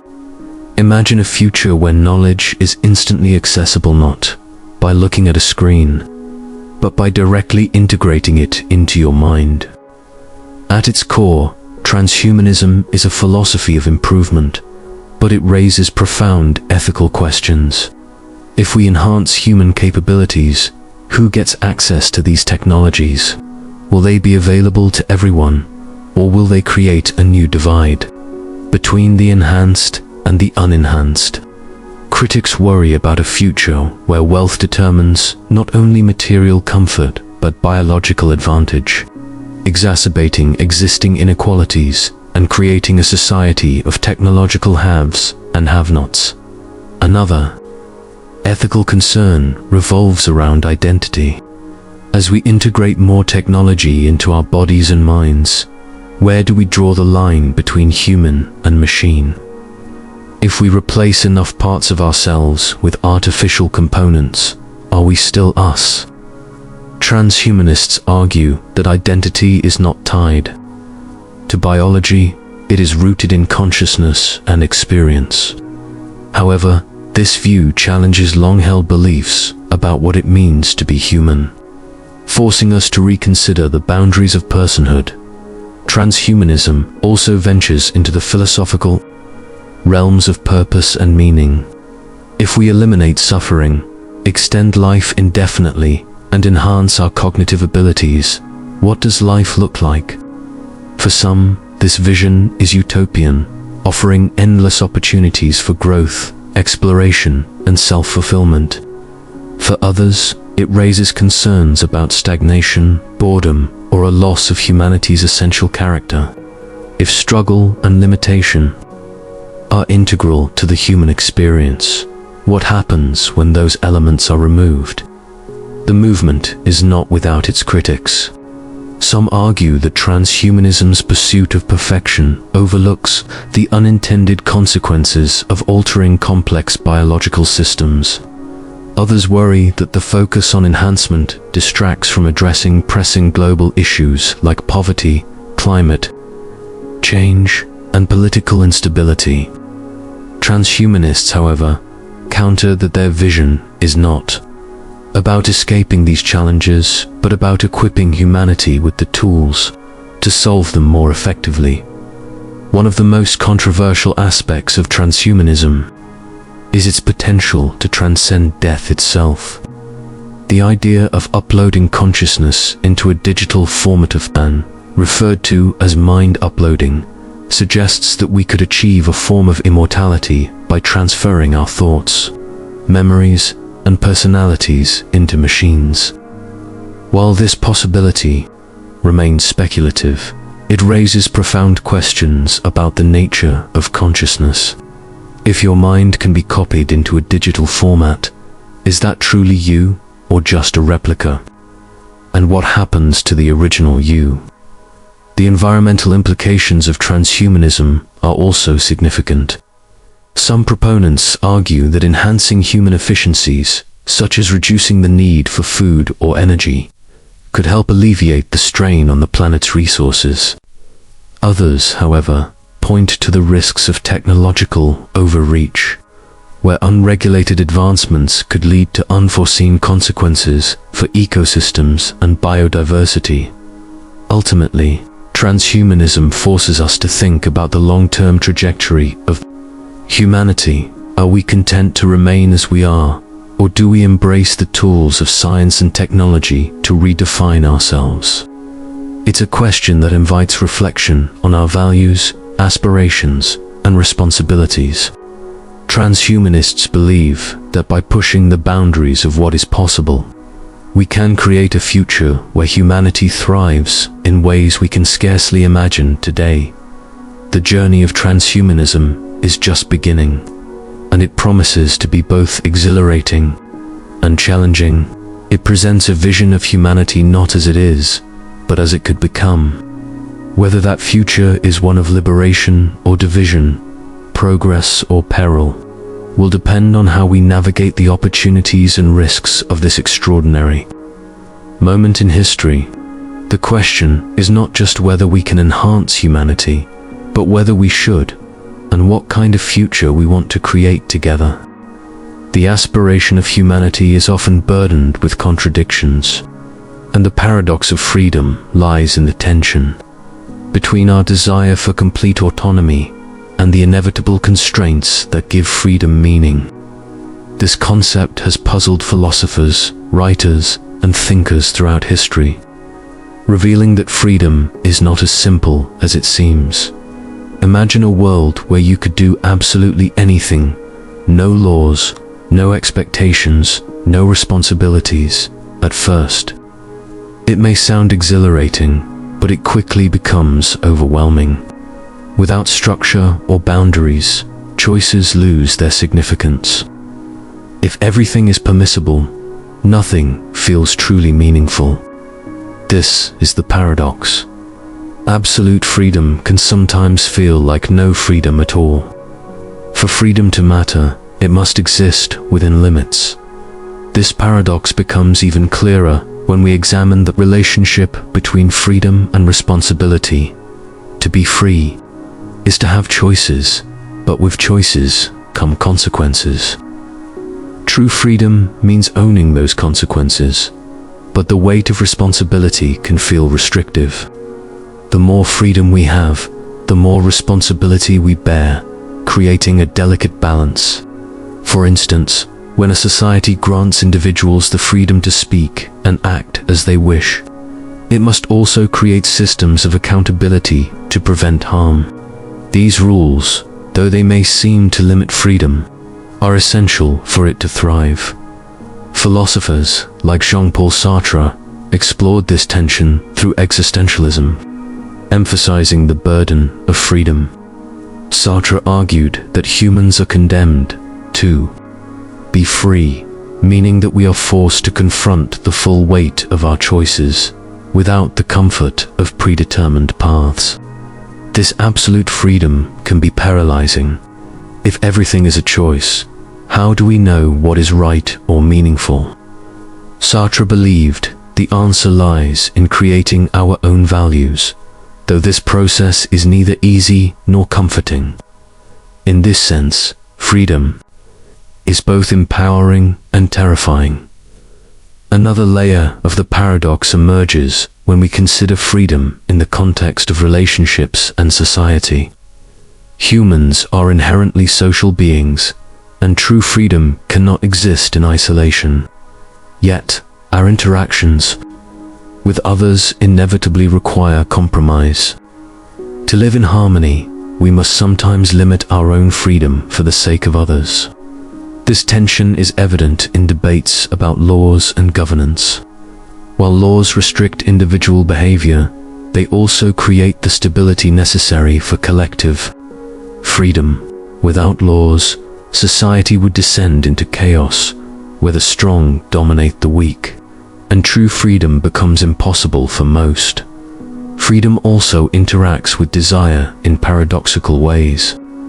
When people think of freedom, they often imagine the ability to fulfill their desires without interference. But desires themselves can become a form of bondage. Addiction, obsession, or the relentless pursuit of success can trap us in cycles of dependency, eroding our sense of autonomy. In this way, unrestrained freedom to follow our impulses can lead to a loss of deeper freedom, the ability to act in alignment with our true selves. This idea is central to Stoic philosophy, which teaches that true freedom comes not from external circumstances, but from mastery over our internal states. By cultivating self-discipline and focusing on what is within our control, we free ourselves from being enslaved by external events or emotions. For the Stoics, freedom is not the absence of constraints, but the ability to navigate them with wisdom and integrity. The paradox of freedom also appears in the modern world's obsession with choice. We live in an era of unprecedented options, endless career paths, products, and lifestyles. But this abundance of choice can lead to decision fatigue and dissatisfaction. Psychologists have found that too many options often make people feel less satisfied with their choices, as they constantly wonder if a better option was left behind. In this way, the pursuit of unlimited freedom can paradoxically make us feel trapped, uncertain, and unfulfilled. Cultural and historical contexts further complicate the paradox. In many societies, freedom has been framed as liberation from oppression, whether political, economic, or social. Yet even in the pursuit of liberation, new structures of power and control often emerge. Revolutions that overthrow tyrannical regimes sometimes replace them with equally oppressive systems, revealing that the pursuit of freedom is fraught with unintended consequences. The desire for freedom can lead to its very erosion. On a more personal level, the paradox of freedom plays out in our relationships with ourselves. We often think of freedom as doing whatever we want, but sometimes what we want in the moment conflicts with our long-term goals. Discipline and self-restraint might feel like limitations, but they are often what enable us to achieve meaningful freedom over time. A musician who practices for hours every day may sacrifice leisure, but that discipline allows them the freedom to express themselves fully through their art. Similarly, choosing to adhere to certain principles or commitments can provide a sense of purpose that unrestrained freedom cannot. The paradox also challenges how we view progress. Technological advancements often promise greater freedom, the freedom to communicate, travel, and access information. Yet, these same technologies can become tools of surveillance, distraction, or dependence. Social media, for instance, offers freedom of expression, but can also trap us in echo chambers or addictive behaviors. The tools we create to liberate ourselves can become the very chains that bind us. Ultimately, the paradox of freedom forces us to confront the complexity of human existence. Freedom is not about the absence of constraints, but about finding balance within them. It is about recognizing that boundaries and responsibilities are not the enemies of freedom, but its foundation. True freedom is not infinite choice or unrestrained action. It is the ability to live in alignment with our values, to navigate life's constraints with purpose, and to find meaning in the delicate balance between autonomy and connection. The paradox of freedom is not a problem to be solved, but a reality to be embraced. It challenges us to think deeply about what we value, how we live, and what it truly means to be free. Far from diminishing freedom, this paradox enriches it, reminding us that the most profound forms of liberty come not from escaping limitations, but from understanding and working within them. Imagine a red button sitting before you. Pressing it would instantly and painlessly erase all of humanity's suffering. No lingering effects, just the complete and total cessation of the human race.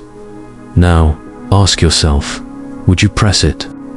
This is the red button thought experiment, a simple yet profound scenario that forces us to confront deep questions about the value of existence. the nature of suffering, and the moral weight of our choices. The thought experiment begins with the premise that humanity is deeply flawed. Wars, environmental destruction, inequality, and suffering are inescapable parts of our history and present. The person contemplating the button is asked to consider whether humanity's existence causes more harm than good. Is the world better off with humans, or would the absence of our species alleviate the suffering we cause both to ourselves and to the planet? The red button offers a radical solution: an end to all human suffering forever. This thought experiment is not about impulsive decision. Rather, it invites us to reflect deeply on the complexities of human existence. It forces us to weigh the value of life itself. Is existence inherently valuable, regardless of the suffering it entails? Some argue that life, even with all its imperfections, is worth preserving because it holds the potential for beauty, love, creativity, and growth. Others counter that these positive aspects of life are outweighed by the pervasive suffering experienced by countless individuals, both human and non-human. To grapple with the red button, one must also consider the nature of suffering. Philosophers like Arthur Schopenhauer have argued that life is primarily a cycle of desire and dissatisfaction, where fleeting moments of happiness are overshadowed by pain and struggle. From this perspective, the red button might seem like an act of mercy, ending the perpetual churn of suffering. However, others believe suffering is an intrinsic part of existence, a force that gives depth and meaning to life. Without suffering, would we truly appreciate joy, love, or achievement? Another layer of the thought experiment explores the ethics of making such a decision for humanity as a whole. Even if one believes pressing the button would eliminate suffering, does anyone have the right to make that choice for billions of people? Humanity is not a monolith. Individuals experience life in vastly different ways. While some endure profound suffering, others find immense value and fulfillment in their lives. The red button reduces this diversity to a binary decision. Assuming a single perspective can encapsulate the experience of all, there's also the question of hope. Humanity, despite its flaws, has shown remarkable resilience and capacity for change. Scientific advancements, social progress, and acts of compassion demonstrate that we are capable of addressing our problems and improving the world. Pressing the button would erase not only humanity's suffering, but also its potential. Could we ever justify ending the possibility of a brighter future, even in the face of current hardships? For those who lean toward pressing the button, environmental considerations often play a significant role. Humans have caused immense harm to the planet, driving species to extinction, polluting ecosystems, and altering the climate. Without humanity, the Earth might recover, returning to a state of natural balance. But this raises another question. Does the planet itself have intrinsic value, independent of human perception? If humanity is gone, who will witness or appreciate the Earth's restoration, and does that matter? The thought experiment also invites us to examine our own biases and emotions. For some, the urge to press the button might stem from personal despair or frustration with humanity's failings. For others, the decision to abstain may be rooted in an instinctive aversion to causing harm, even hypothetically. The red button exposes the tension between reason and emotion, challenging us to think critically about our motivations and values. A compelling twist to the experiment is the possibility that the red button is an illusion, a test designed not to be pressed. In this interpretation, the presence of the button itself is a challenge to humanity's self-awareness and ethical reasoning. By choosing not to press it, We affirm our belief in the worth of existence despite its imperfections. The button becomes a mirror, reflecting our hopes, fears, and beliefs about what it means to be human.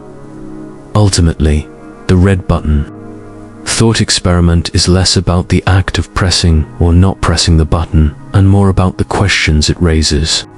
It forces us to confront the profound complexity of existence, where suffering and joy, destruction and creation, despair and hope are all intertwined. It challenges us to think deeply about the nature of life, the ethics of choice, and our place in the universe. The thought experiment doesn't provide easy answers, nor is it meant to. Its purpose is to provoke reflection, encouraging us to examine our values and assumptions. In the end, the red button remains unprecedented because the decision is clear, but because the act of wrestling with its implications is what makes the question so powerful. Through this exploration, we come to understand more about ourselves, our relationship to humanity, and the weight of the choices that shape existence itself.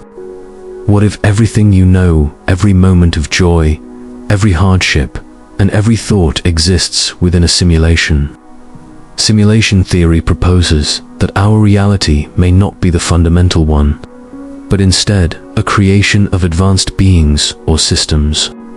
It suggests that what we perceive as physical and concrete may be no more real than the worlds inside a video game. The implications are staggering, especially when considering suffering. If our lives are simulated, does suffering hold the same? Wait, what does it mean for how we understand pain, ethics, and existence?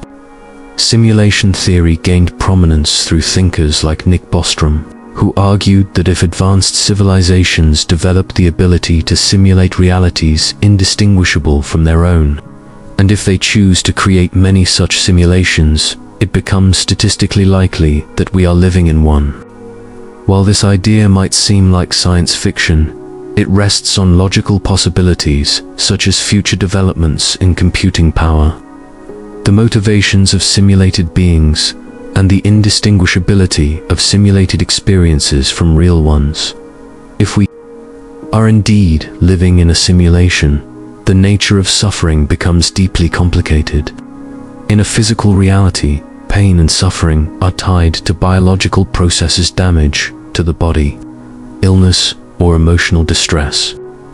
These experiences carry weight because they are directly connected to survival and well-being. But if our reality is simulated, suffering could be seen as something programmed into our experience. This raises the unsettling question: is suffering necessary in a simulated world, or is it intentionally designed into the system? One possibility is that suffering exists because it adds depth and realism to the simulation.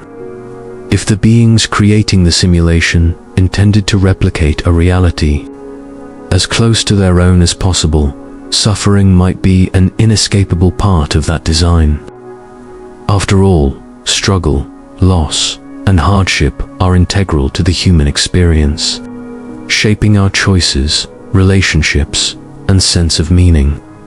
Without suffering, life might lack the contrast that makes joy and fulfillment meaningful. In this sense, suffering could be viewed as a deliberate feature of the simulation, not a flaw. Another perspective is that suffering could serve an entirely different purpose, one unknown to us. If we are part of an experiment or a study conducted by the beings who created the simulation, suffering might be a variable they are observing. It could help them understand how simulated beings respond to adversity, or how systems of morality and resilience develop under challenging conditions. In this scenario, our pain might have meaning, but not one we can comprehend within the limits of the simulation. This leads to profound ethical questions about the beings or entities running the simulation. If they have the power to eliminate suffering, are they morally obligated to do so? In human terms, creating a world filled with pain might seem cruel. Yet, it's also possible that the creators see the simulation differently, as something akin to art, a learning tool, or a system that transcends human notions of morality. Their perspective might render the concept of cruelty meaningless. The possibility of simulated suffering also forces us to re-evaluate our sense of agency. In a simulated world, are our actions and choices truly our own, or are they predetermined by the system? If suffering is pre-programmed, do we have any responsibility for how we experience it or how we alleviate the suffering of others? These questions challenge the foundations of ethics and free will, leaving us to grapple with whether simulated beings can hold moral accountability for those who find simulation theory plausible. The implications for how we approach suffering in daily life are complex. On one hand, viewing suffering as part of a simulation might diminish its emotional impact. If pain is merely a construct, perhaps it doesn't need to be taken so seriously. On the other hand, the realization that suffering is programmed into the system could deepen its poignancy, as it becomes a reminder of our lack of control over the fundamental nature of our reality. Yet even within the framework of simulation theory, suffering retains a profound immediacy. Whether real or simulated, pain feels real to the one experiencing it. A broken bone, the loss of a loved one, or the sting of rejection affects us deeply. Regardless of whether it arises from biological processes or lines of code, this highlights a paradox of simulation theory. Even if our reality is an illusion, our experiences are not diminished. They remain powerful, vivid, and deeply meaningful to us. Simulation theory also raises the possibility that we are not passive participants, but active creators within the simulation. If we are simulated beings capable of understanding the nature of our reality, could we also influence or reshape it? This idea opens up a hopeful dimension, suggesting that even in a simulated world, we might have the power to confront and reduce suffering through our actions, empathy, and ingenuity. Ultimately, simulation theory forces us to confront fundamental questions about existence and meaning. If our reality is simulated, does that make it less valuable or significant? Or does the very fact that we experience consciousness, joy, and suffering imbue it with its own kind of reality? These questions are not easy to answer, but they remind us that the nature of reality, whether simulated or not, does not diminish. The importance of how we live, how we treat others, and how we make sense of our lives, in the end. The possibility that we live in a simulation doesn't provide clear answers about suffering, but it challenges us to rethink our assumptions about reality, agency, and the human experience. Whether our lives are the result of random chance, biological processes, or the design of an advanced civilization, our experiences remain undeniably real to us. Simulation or not, the choices we make in the face of suffering define who we are and shape the world we inhabit.